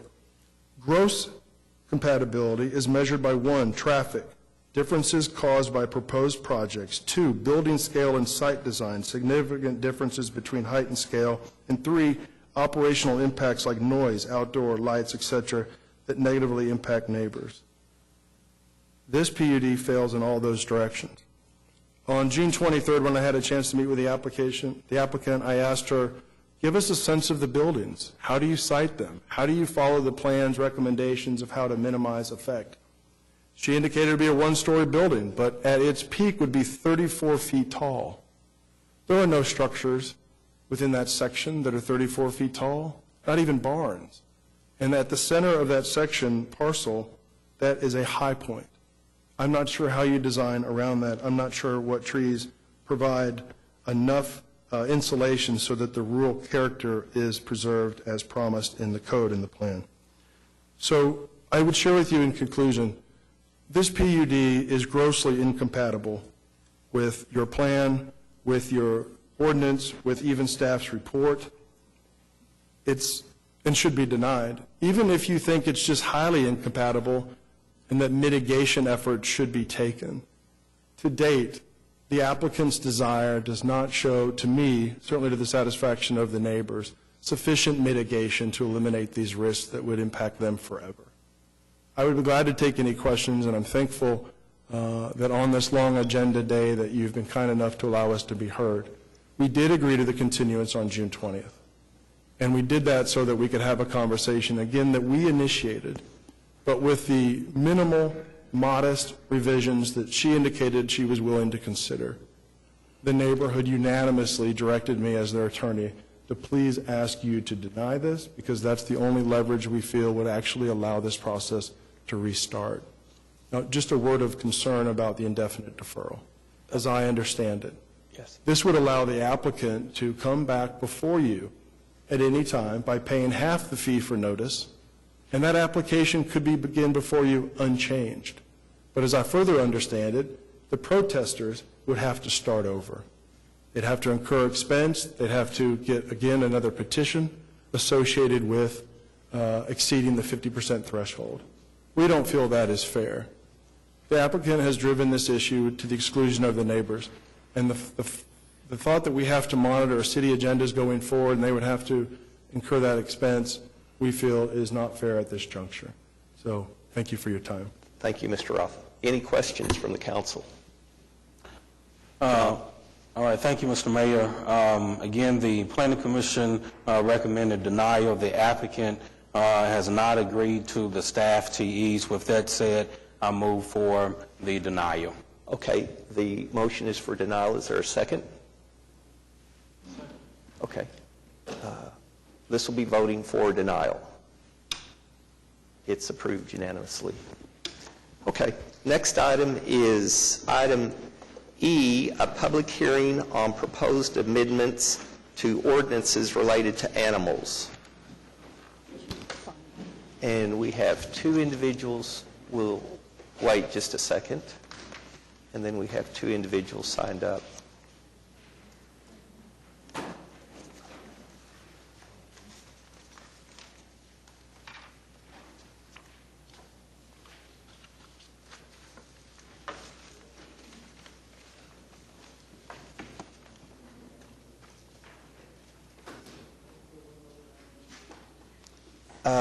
Before we have the two individuals come up to speak, James, do you need to preview your proposal? I can. Okay. Why don't we let James go ahead and propose? Yeah, I think the first thing we're going to end up voting on is the amendment that I proposed. Essentially, it's going to keep the ordinance the same. The only thing that will change in the existing ordinance is that it takes out the language that allows the exception for people just complaining about cats. But it will leave in the exception for people who bring in the cats, that they still have a say in whether or not they're returned. So that's the what the ordinance, or that's what the amendment that I'm proposing is. Okay. Any comments from council on it? So, James, clarify for me, if we approve this amendment, it really doesn't change the ordinance at all, is that? It barely changes it. I think it takes out a couple words and changes a couple words. But at the heart of it, no, it doesn't. So it waters it down? It doesn't accomplish, if you if I understood it, what staff is trying to achieve. Is that correct? Yes. Yeah, you're right there.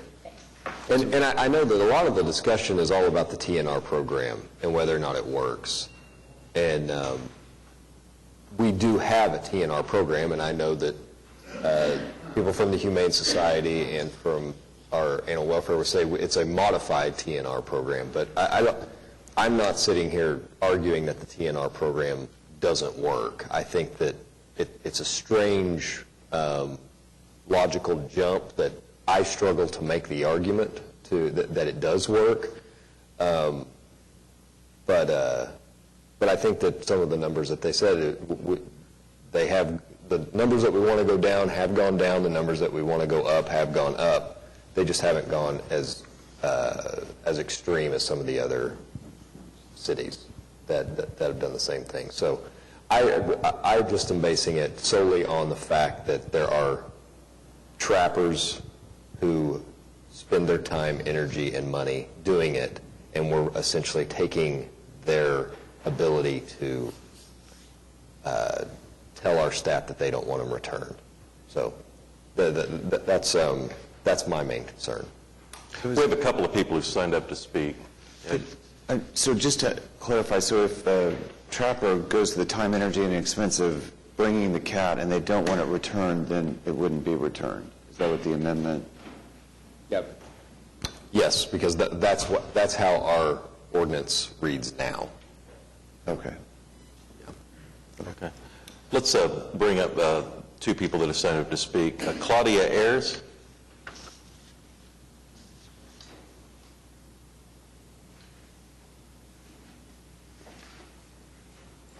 I'll ask people that come up to speak to keep their comments to 3 minutes or less. Good morning, Claudia. I know, sir. I tried to make it short.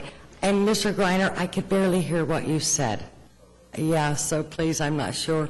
But I just wanted to say today is the day. It has been quite an eye-opener to watch this elected governing body in operation.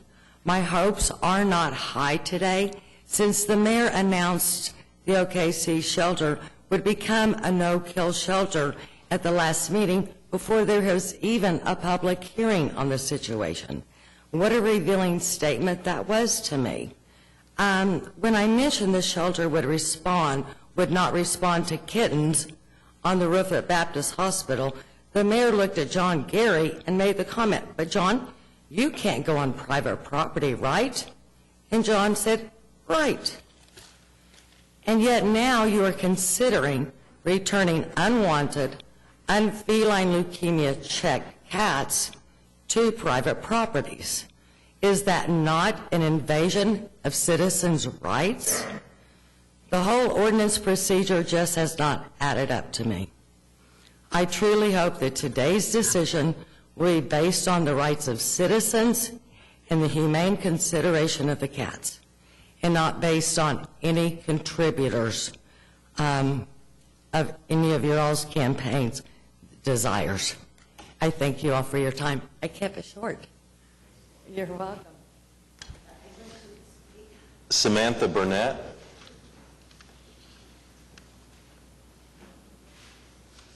Good morning. Good morning. Samantha Burnett. I'm the Vice President of Operations for the Central Oklahoma Humane Society. 5228 Classen Circle 73118. Okay. Good morning. Historically, many shelters have routinely admitted more healthy cats than could be placed in adoptive homes.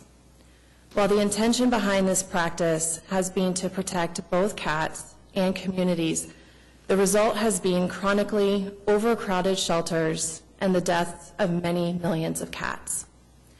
At one time, this was seen as sadly inescapable. However, new research and innovative programs show us that there are humane and cost-effective alternatives to this traditional approach. Our community cat ordinance in place is written to allow for 2 exceptions on why a cat may not be able to be returned. Oklahoma City Animal Welfare has requested exception A be removed from the ordinance. OK Humane supports this request as the change is needed in order for a significant impact to be achieved and no other successful city has been found to have this exception in their ordinance. The proposed change suggested by Councilman Reiner adds exception A back in and will actually cause this morning's upcoming vote to be moot, as it will bring no change to the ordinance. Last year, OK Humane staff performed 15,000 spay and neuter surgeries, of which 2,200 of those were free-roaming community cats. 70% of those cats were brought to our clinic by private citizens, people who saw the cats in their neighborhoods and just wanted to ensure that they did not multiply. In addition to those 2,200 cats, Oklahoma City Animal Welfare saw an additional nearly 7,000 cats enter their doors in 2016, and then euthanized 40% of the adults, the majority of whom were candidates for the community cat program. They did the same thing in 2015, and every year before that, with the euthanasia number being higher. Without the change to current ordinance as originally requested by Oklahoma City Animal Welfare, there will be no positive change on this number, nor will OK Humane fund a community cat coordinator. Our sister cities have implemented effective, proven community cat programs and are achieving higher and higher save rates. The city of Oklahoma City is falling behind. We will not reach our publicly stated goal of 75% save rate without a robust community cat program as part of a holistic approach, allowing our shelter to focus on positive, life-saving programs that account for the needs of cats and people in our community. I'm requesting that the City Council take a further look at the ordinance before voting. I appreciate your time and can answer any questions. Okay, so the Humane Society is speaking against the amendment. Against the amendment. And is speaking for the ordinance as originally introduced. As originally requested by Animal Okay. Welfare. Are there questions for Samantha? Will we be tracking statistics so that we can tell whether or not this is actually working? Yes. And do we have the metrics available, Bob, and we can, or John, and we can measure this? Yes, we're already tracking the program, but we'll continue to track it, yes, and be able to report back. So if it were to pass, we'll be able to monitor over the course of the next couple of years how this works, and if it doesn't work as we hope, we could make a change again. Yes. Okay. And has it worked with the exception in there? Our numbers have gone down, but Yeah. they haven't gone down like we'd hoped they would. Right, okay. Have you read the opinion of PETA, which opposes this ordinance? I have not read the full opinion of PETA. I do understand that they would most likely argue against it because of the possibility of an animal maybe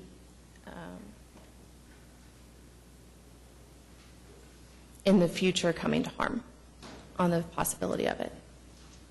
I think their arguments center around that it could actually be more humane in some cases for the shelter to accept all cats and in some cases euthanize, as opposed to put them back in an environment where they would be subject to other animals, to disease.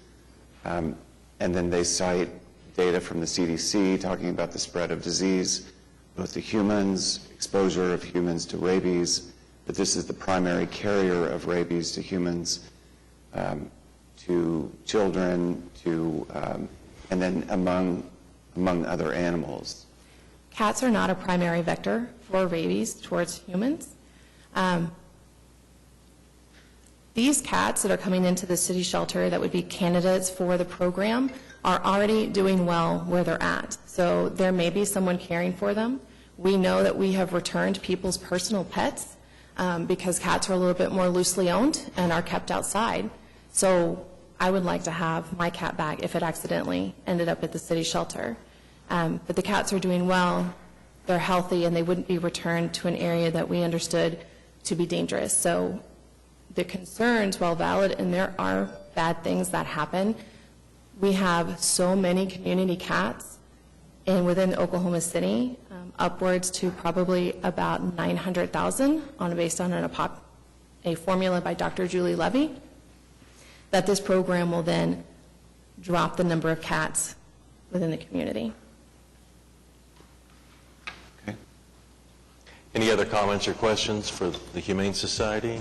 Your Honor, I was leaning towards supporting Councilman Griner's proposal last week, but then I have received additional information that does suggest that by doing that, we've not really made any significant changes in our current ordinances related to these animals.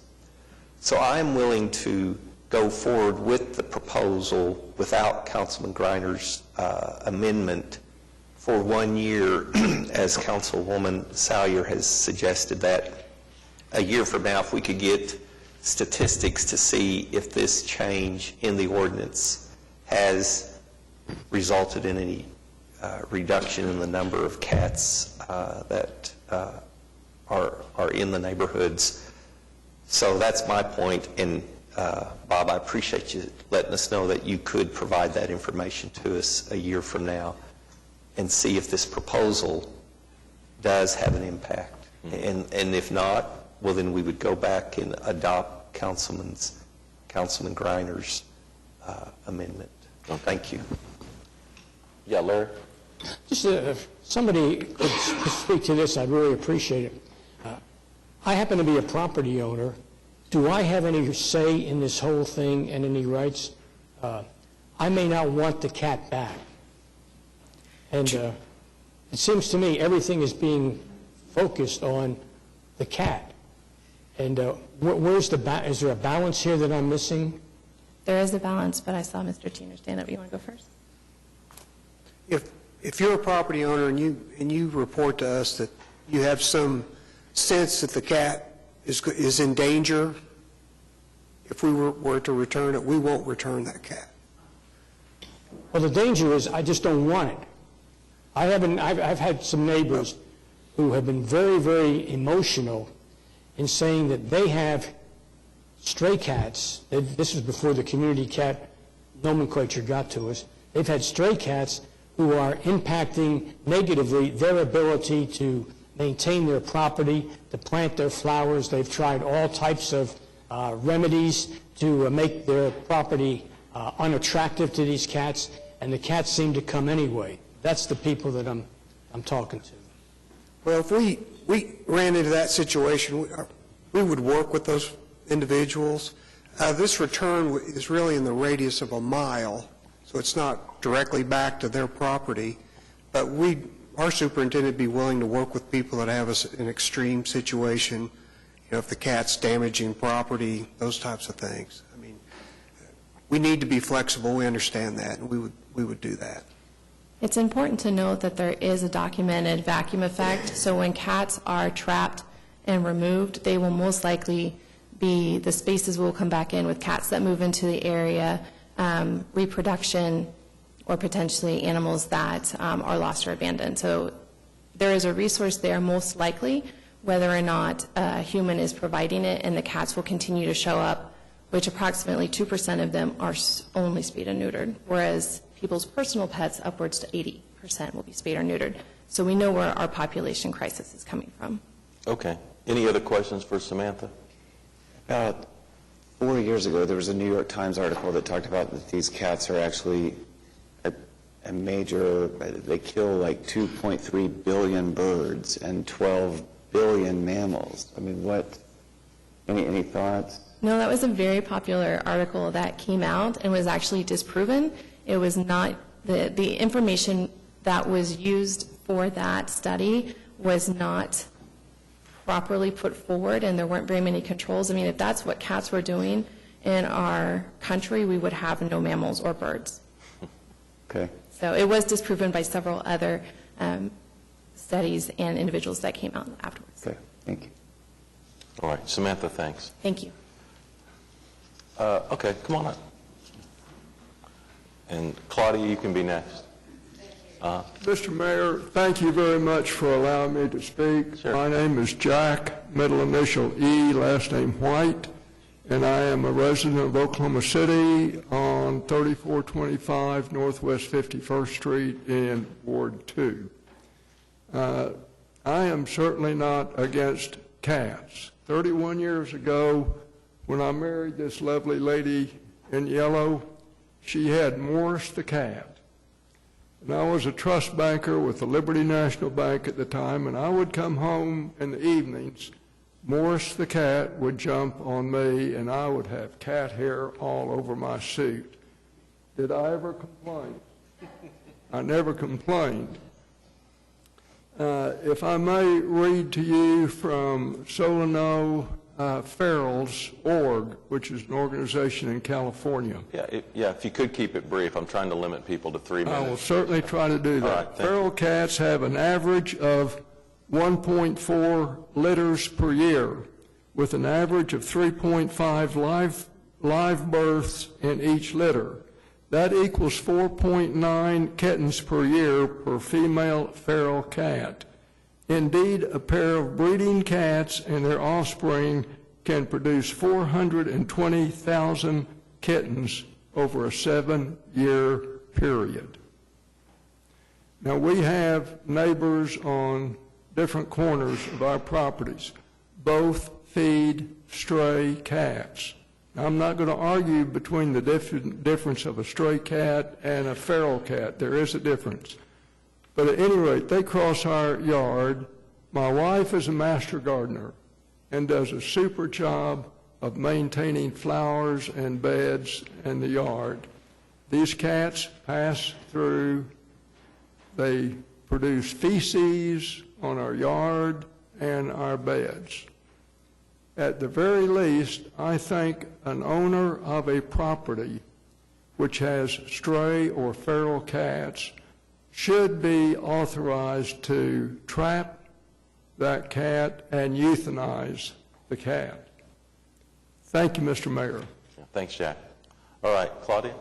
By the way, I was Director of Finance for the state of Oklahoma under Governor Walters. I was a trust banker. I understand finances.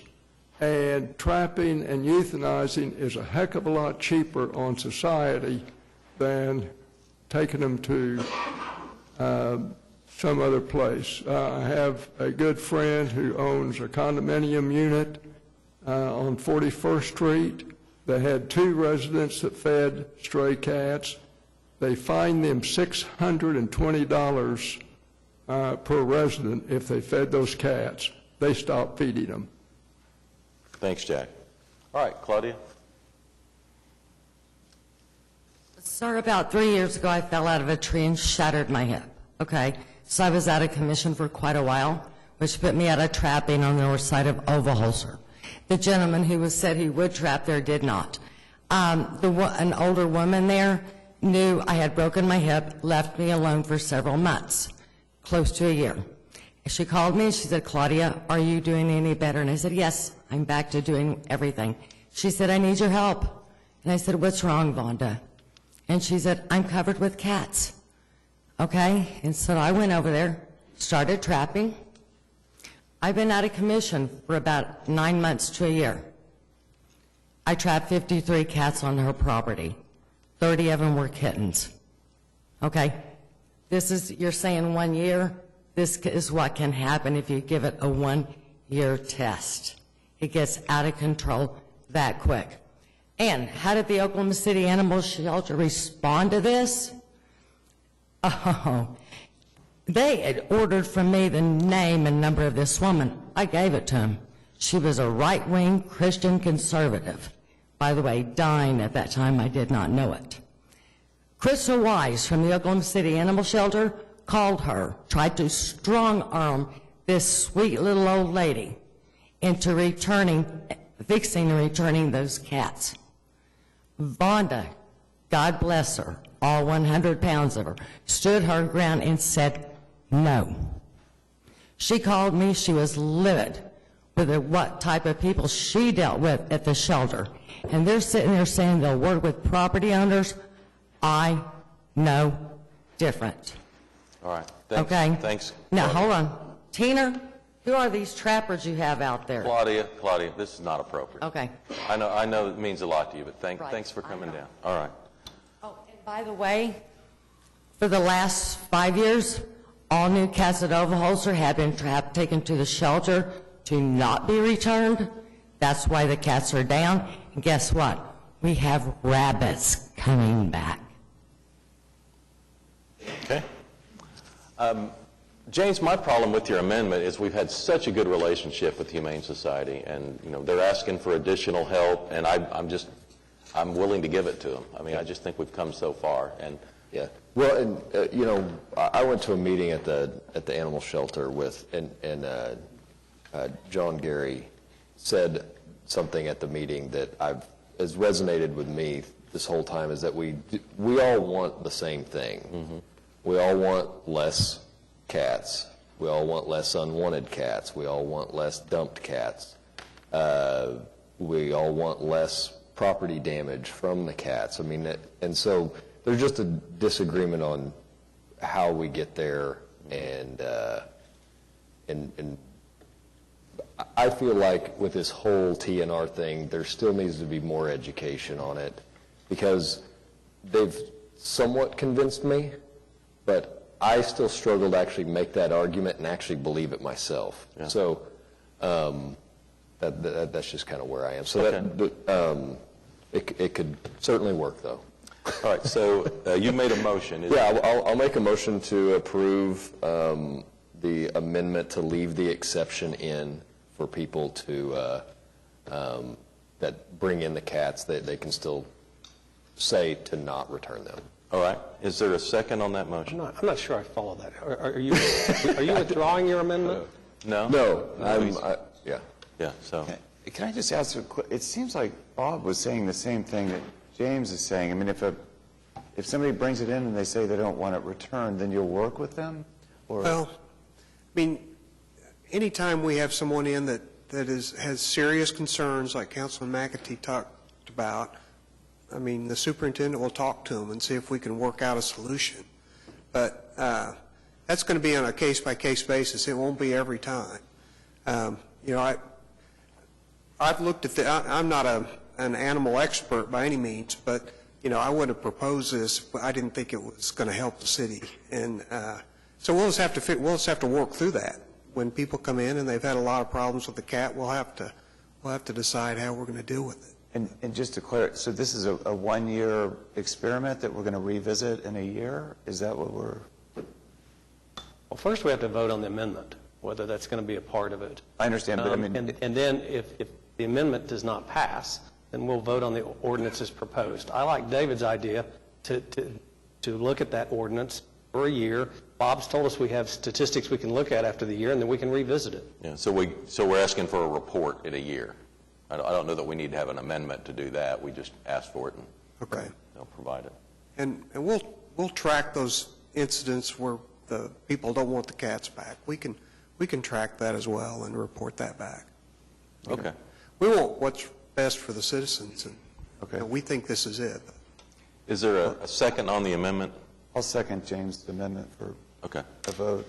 All right, so we're voting on the amendment. This is item 9E1. Cast your votes. The amendment fails 4-5. All right, is there a motion then on item 9E2?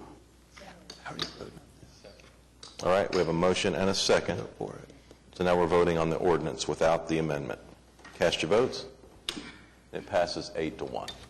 And Mayor, I'm hearing that you would like a report back next summer to see what we've accomplished over the next year. All right. All right, on item 9F, this is a public hearing regarding the Capitol Hill Business Improvement District. Because it's a public hearing, is there anyone here that was hoping to speak on this item today? Right. All right, is there a motion then to adopt and confirm the assessment roll? I'll make the motion, Mayor. All right, cast your votes. It passes unanimously. And I think we have a companion item. This is the ordinance that would adopt and set the assessment roll that goes with the previous item. Is there a motion here? So moved. All right, cast your votes. And G passes unanimously as well. All right, item 9H is the continuation of our previous labor agreements while the negotiations continue. And we do this because it's the first meeting of the new fiscal year. Is there a meeting on a motion on 9H? Okay. Is there a second? All right. Cast your vote. It passes unanimously. And I guess actually 9H was for ASME. Wasn't it? And then so 9I will be the same thing I just discussed on the police. All right. We're voting on item 9I. It passes unanimously. And then 9J is our agreement with the firefighters. All right. Cast your votes. It passes unanimously. Item 9K, I understand we do not need executive session, so a motion to approve would be in order. All right, cast your votes. It passes unanimously. Item 9L, I understand we do not need executive session, so a motion to approve would be in order. Cast your votes. Item 9L passes unanimously. Item 9M, I understand we do not need executive session, so a motion to approve would be in order. Cast your votes. It passes unanimously. Item 9N is a resolution regarding a city's lawsuit with the Mega China Hotels. Yeah, it's a desire to initiate litigation to go collect back hotel taxes. All right, and is there a second? And we do not necessarily need executive session, do we, Wiley? Okay. So we have a motion and a second. We're voting on item 9N. It passes unanimously. Item 9O is claims recommended for denial. Is there anyone here hoping to speak under any item listed under 9O? All right, how about a motion? Cast your votes. It passes unanimously. Item 10A is claims recommended for approval. Is there anyone here hoping to speak under any of these items? All right, how about a motion? Sir. Okay, cast your votes. And item 10A passes unanimously. Item 11 is items from council, and we're having a final hearing today. And Mark, we have a couple of people that have signed up to speak on the item which you've provided the leadership. Thank you, Your Honor. This is, as you said, an ordinance on final hearing. It's to amend Chapter 8 of our Oklahoma City Municipal Code with regards to our animal welfare officers and the judicial system. Principally, it does three things. It provides safety to area residents. It has enhanced penalties for violators, and it clarifies requirements for reclaiming an impounded animal. I know there are several people that want to speak, including, I know at least one of Mrs. Short's daughters is here today, and so I'd hope at this time we could have those people that are interested in speaking speak. All right. Meade, you want to come up and speak?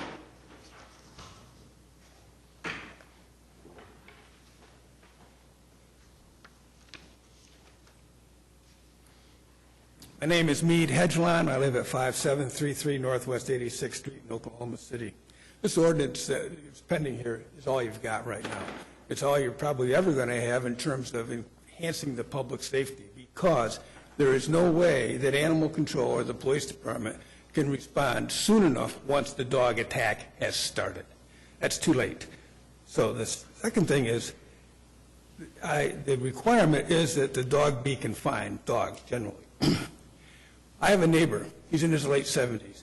He's lived in the house for a long time. If his fence is deteriorated, the neighbor on the other side, also on the other side of my back fence, did put up a hog wire fence with T-posts. That's not very expensive. But for my neighbor to replace his fence is very costly. The responsibility for the confinement must be left with the dog owner, not the neighbor who happens to have a fence that's deteriorated. With that, I have to say one other thing. In the thing I get with my water bill, it says if you have an emergency, call 911. I called 911. I'm not picking on anybody. They can't respond fast enough from animal welfare. In fact, the police department can't get there soon enough. That's really not the solution. Prevention's the solution. I'm done. Thanks. All right. Thanks, Meade. Emily?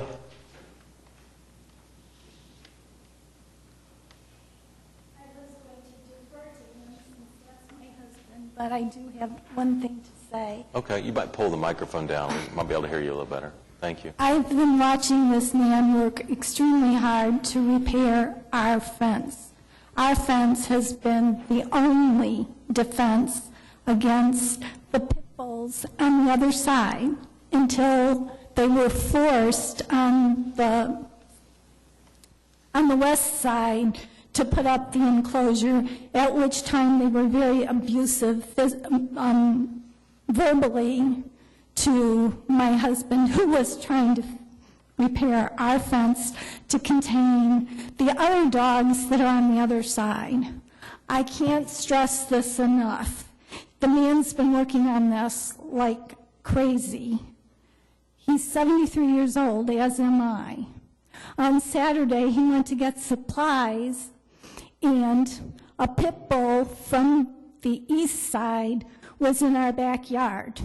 Now, you have to understand my position. I believe that this pit bull is part of the litter of the puppies that killed Cecile Short. Now, I'm not going to go out in my backyard and say, nice doggy, go home. They refuse to put up a fence to contain these pit bulls. How much more damage and how much more pain do people have to suffer because people are not made to enforce this? What would you like us to do? I would like you to pass the ordinance, but clearly even if you pass the ordinance, when we call 911, the police have told us we can't respond. When we call animal control, which we did at 10 o'clock in the morning on Saturday, in which my husband waited until somebody responded to even go out in the backyard because of me being hysterical over what I really firmly believe in my heart. That was a whole day he lost working on our fence. Yeah, let me... We can't even use our Let's get some yard. clarification. If a person calls 911 believing their property or their livelihood is in danger, what is our response going to be? John or Bob? And this is calling 911. It's not necessarily calling the Animal Welfare Department. If they call 911 and believe that a vicious dog is on their property. Well, they'll dispatch a police officers right away. It's a priority for them. And they'll also contact the shelter, but we don't have the staff to get there as quickly. So we advise people call 911 and they'll dispatch right away. Okay. Do you want our police chief to come in and discuss what would happen if the police are called? You're suggesting that nothing's going to happen. An immediate response, because we certainly didn't know. Twice 911 has told us to call the animal shelter. Okay, but that's good information to have. Why don't we bring the police chief in? I think the key is how they talk, how they explain the incident to the dispatch. I can see a 911 operator trying to figure out whom to call, and perhaps we can get some clarification and perhaps some different instruction or training for our 911 operators. He was in the building. I don't know if he's still here or not. Yeah. Anyway, that's what I have to say. He's going from the strictly, you need something legal to get it done, but I'm going from not being able to use my backyard and having the dogs there and... Okay, am I here? You stay here.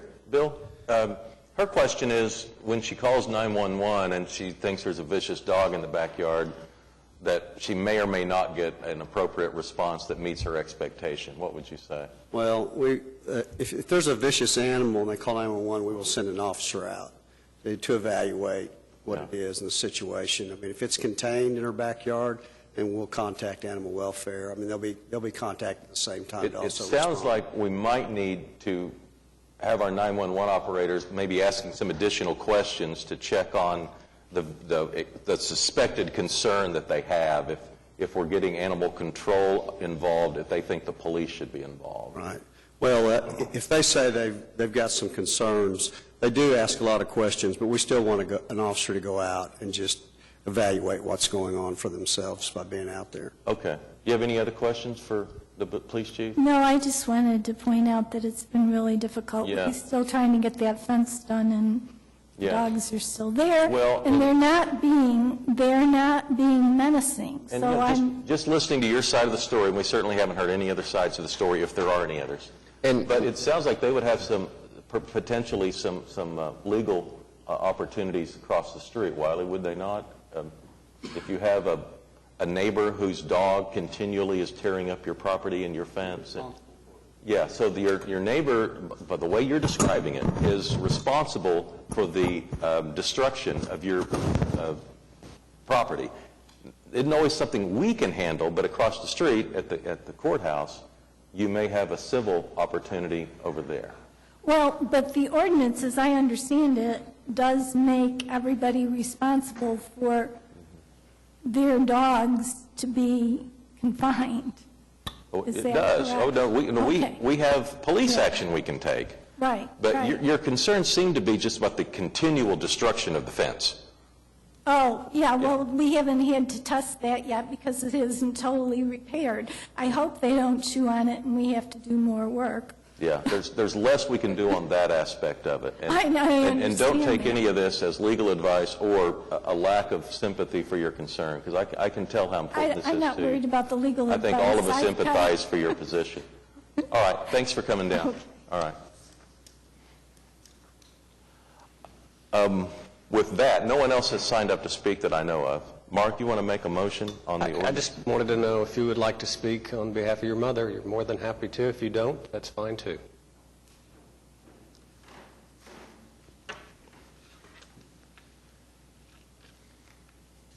Lisa Carlisle, 11017 Chancellor Court. I just want to thank you for all the work you've done. I know she would be just honored that this is happening. You know, I'm sorry it was too late, but hopefully for another family it won't be. Yeah. Thanks for coming today. Thank you. Before I make the motion, the one thing I want to do is thank is the opinion staff at the Daily Oklahoman who came out in support of this ordinance, and they got really quick to the point, and that was that this is targeted at irresponsible owners. And they say it best in the last paragraph. The long and short of it is that owners of most dogs won't be significantly affected by the new ordinance. However, those who keep potentially violent dogs would face greater responsibility, as well they should. And so I thank the Daily Oklahoman for supporting that. I also want to thank Jonathan Gary, Bob Teener, Laura Johnson, Orville Jones, Rita Douglas Talley, Kenneth Jordan, and Cindy Richards, because they put a lot of hours into this, and I think it's a good ordinance, and I would move for its approval at this time. All right, we have a motion and a second. We're voting on item 11A. Cast your votes. It passes unanimously.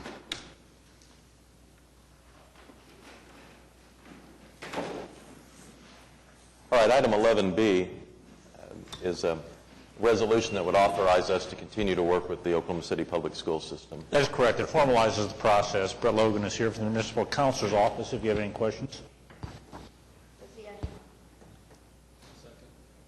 All right, we have a motion and a second. Any comments or questions on item 11B? All right, cast your votes. It passes unanimously. Still on items from council. Mark, you have anything for us? Okay. John?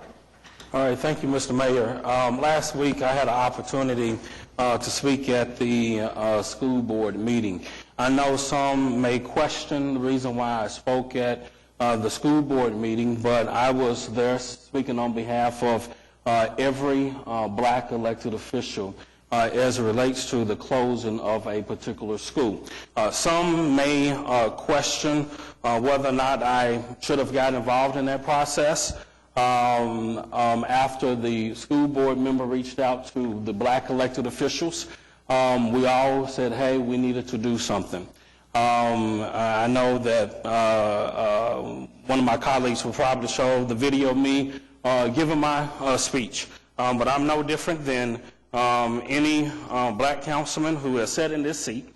I'm no different than the late Dow, the late Atkins, the late Timpton, the late James, former Councilwoman Willa Johnson, former Councilman Skip Kelly, who all have advocated in some type of form or fashion as relates to the conditions as relates to the quality of education in Ward 7.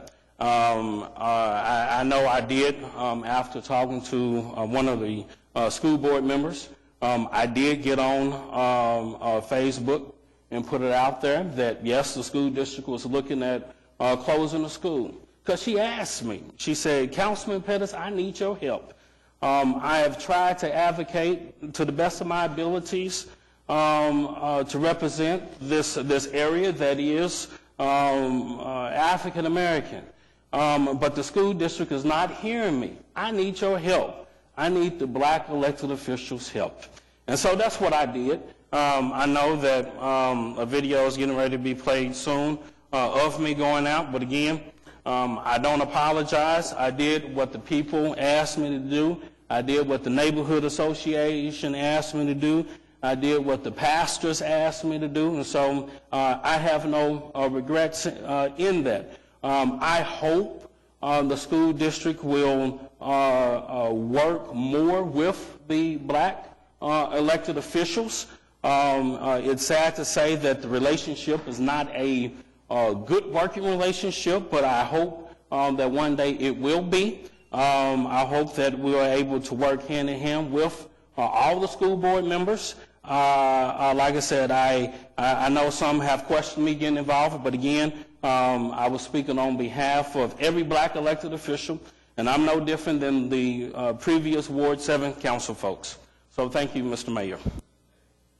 Briefly, Mayor, I just wanted to congratulate the After School Network and thank the council for supporting that effort. They work with the students at FD Moon and at Eugene Fields Elementary School, and the kids had their final wrap-up session last week at the Chesapeake Boathouse, and the results are just stunning.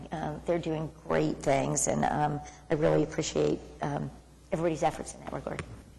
David? No, thank you. Todd? Larry?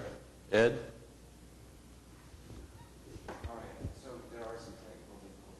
I did want to show that video because I think we have a problem, and that is that with regularity we are addressing members of another elected body in a way that I don't think is healthy. And I think it is different than what other council persons from this body have done. I can't show the video, but essentially it involves a raised voice, addressing the superintendent and the chair of the Oklahoma City Public Schools by name, pointing at them and accusing them of lying. They did. And that if this was a white neighborhood as opposed to a black neighborhood, that it would be a different situation. I do not whatsoever, Councilman Shadid, apologize for anything I said at all, because that is the truth. I mean, when we, and maybe we should have a larger discussion about race, and that I think sometimes our city we're afraid to have. Everyone knows that from time to time I do come off as a preacher, but if you take the content of black elected officials, that's something that has a vast majority of every black elected official, when they speak, sometimes they do sound like a preacher. I don't apologize for that, and I don't apologize for saying what I said, because as a black man, I'm telling you what I saw. I'm telling you what the community felt. So I don't apologize at all. And my words are the same words that all the other black elected officials who represent that area. And I don't apologize for that. I'm just going to tell you straight up, I'm not going to apologize. Had the school district been upfront and honest. Okay, let's just hear what you had to say, because I think there's an important point that needs to be addressed. Yes, after talking to Ms. Budd, I did become the black Donald Trump, and I did get on social media, and I informed the people what was going on. And I don't apologize. I'm sorry, but the excuse that you all have given is unacceptable. And it is? It is truly unacceptable to wait till the last minute to inform the community that you are thinking about closing their school. If this neighborhood was a white neighborhood, Madam Chair, you wouldn't have given that direction. And she did. Madam Superintendent, you would not have given that direction. And Ms. she did. Rebecca Budd, I say thank you for informing the community what was going on. And I am going to talk about this issue at City Council meeting because I don't have any time limits at City Council meeting, but I have less than 3 minutes here. But I just want to publicly say thank you for doing your job. And Madam Chair and Madam Superintendent, y'all have work to do. And again, Councilman Shadid, I don't apologize for anything that I said. I wish one day you walk a mile in a black elected official's shoe. I wish you would. Spend a day with me, Councilman Shadid, and see what I see every single day. And one day, Councilman. Okay. One day. Spend one day with me. You will see the reason why I'm so frustrated. You will see the reason why the other black elected officials are so frustrated with the school system. And so as you criticize what I said, I ask you, Councilman Shadid, walk a mile in my shoes for one day. See what I see every single day. Every single school that's our Oklahoma City public schools that's in Ward 7 are falling behind. Former Superintendent Rob New said black students are dying at the vine because of the school district. Rob New said that. I want us all ultimately to be successful, and I don't think that it's effective. And there are two reasons I don't think it's effective. Number one, we should look at our own house. We live in a glass house. Let me just finish if I may. Sure. We should make sure that the city addresses its issues on race, and that we have, I welcome that discussion on race at the city level. We are potentially heading towards a Title VI issue on our transit system, which involves race. Certainly, there are arguments both ways, and I'm sure we'll work it out. But if another elected official from another body came and I am no councilman. Please let me finish, John. I didn't let you finish. Please let me finish. Sure. The GO bond, right, was on the northeast side. It was done at the end of the thing. I mean, I think there are reasons for that. But if another elected official of another government body came and yelled at us and accused us of racism, it wouldn't be productive. What's productive and effective is Mark doing the leadership and arranging that meeting next month. That is going to be highly effective on race. Meg, working on the texting, the homelessness thing, I saw that. That is going to make an impact for the poor and the disenfranchised. If a member of an elected body, another government branch, came and talked to our mayor in that way, I would hope that we would all rally around and we would not tolerate someone coming. Again, Councilman Shadid, I do not apologize for what I said and how I said it. I understand that I'm saying it's not effective. Walk a mile in my shoes. I'm saying it's not effective. Walk a mile in my shoes, Councilman. Rob New left for many reasons, but it did not help that a councilman yelled at him to where he thought that the staff around thought that they should call the police. Aurora Laura, this is not the first time that she has been yelled at in public, accused of lying, accused of being a racist. Her own school board member said that she was lying. It is not. Her own school board member said she was lying. And by the way, the school board member who said that she was lying was a black elected official.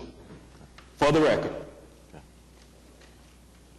For the record, Charles Henry pointed out that one thing we do not do is lie.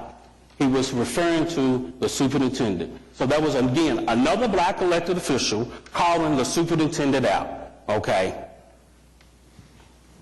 I believe that I think that the issue of closure, first of all, if I'm Aurora Laura, what I've noticed on the first 5 times that I've floated the idea of floating a school is that you get this community response, you get in this particular case, there are things that they cannot talk about, the health conditions of the principal, etc. You had 4 teachers returning who had any... The number 4 was not the correct number. Please, let me just... But if you want to... You and I should have a meeting, and we should talk about this. So you can better understand, again, my view. And like I said, I don't apologize, and I know you want to make your point, but I'm just going to tell you, hey, what you see is what you get. And I was standing up for my community. I did what the people asked me to do. Okay. And I do not apologize for that at all. If you and I want to have a conversation to talk about how we move things forward, I'm more than willing to have that conversation. But again, I don't apologize for it at all. If you look at the whole footage of that school board meeting, you will find that the black elected officials, the school board members, they had things worse to say than I did. So it was not just me. And again, I don't apologize. I did watch the whole meeting. There were no other elected officials who went and spoke and accused them of being... Well, again, their own school board member, Charles Henry. So again, I don't apologize. John, I don't apologize. John, we've heard, we understand your position. Yeah, it's not effective.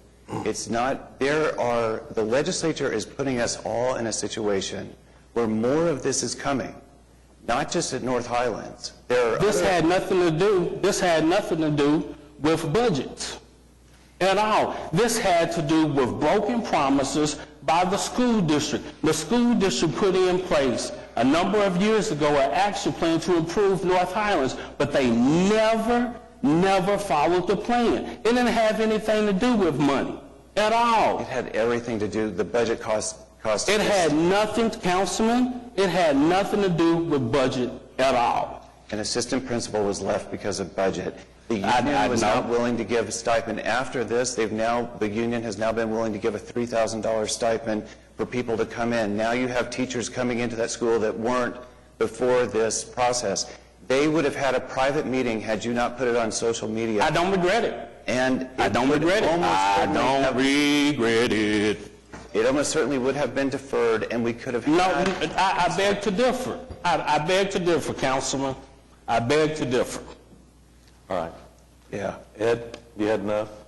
I think I've had enough. I've had enough in more than one area. Again, Councilman, if you got a problem with how I do things, you and I need to sit down, and you need to walk a mile in my shoes. I will walk a mile in your shoes, okay? If you want to really have and figure out how to move things forward, see what I see every single day in Ward 7 when it comes to education. I do not apologize, but the school district has my commitment that I will work with them to improve every last school that's in my ward. I think this body, hopefully this speaks for itself. Hopefully this body understands we need to get our own ship in order. I strongly believe, I have bitten my lip week after week after week. I believe that there are behavior that is unethical at best, that is crossing the line, that is reflecting on all of us. I think that it is a cancer, a type of cancer, that if it is not addressed, can metastasize to all of us and the effectiveness of this body. And I'll leave it at that. I understand that's somewhat cryptic. But we have an issue with some behavior that has not occurred in decades. I disagree. In this body. Right. That's it. James? Okay. City manager reports. Nothing this morning. All right. Citizens to be heard. Mark, it's just you. All right. Thanks, everybody. We're adjourned.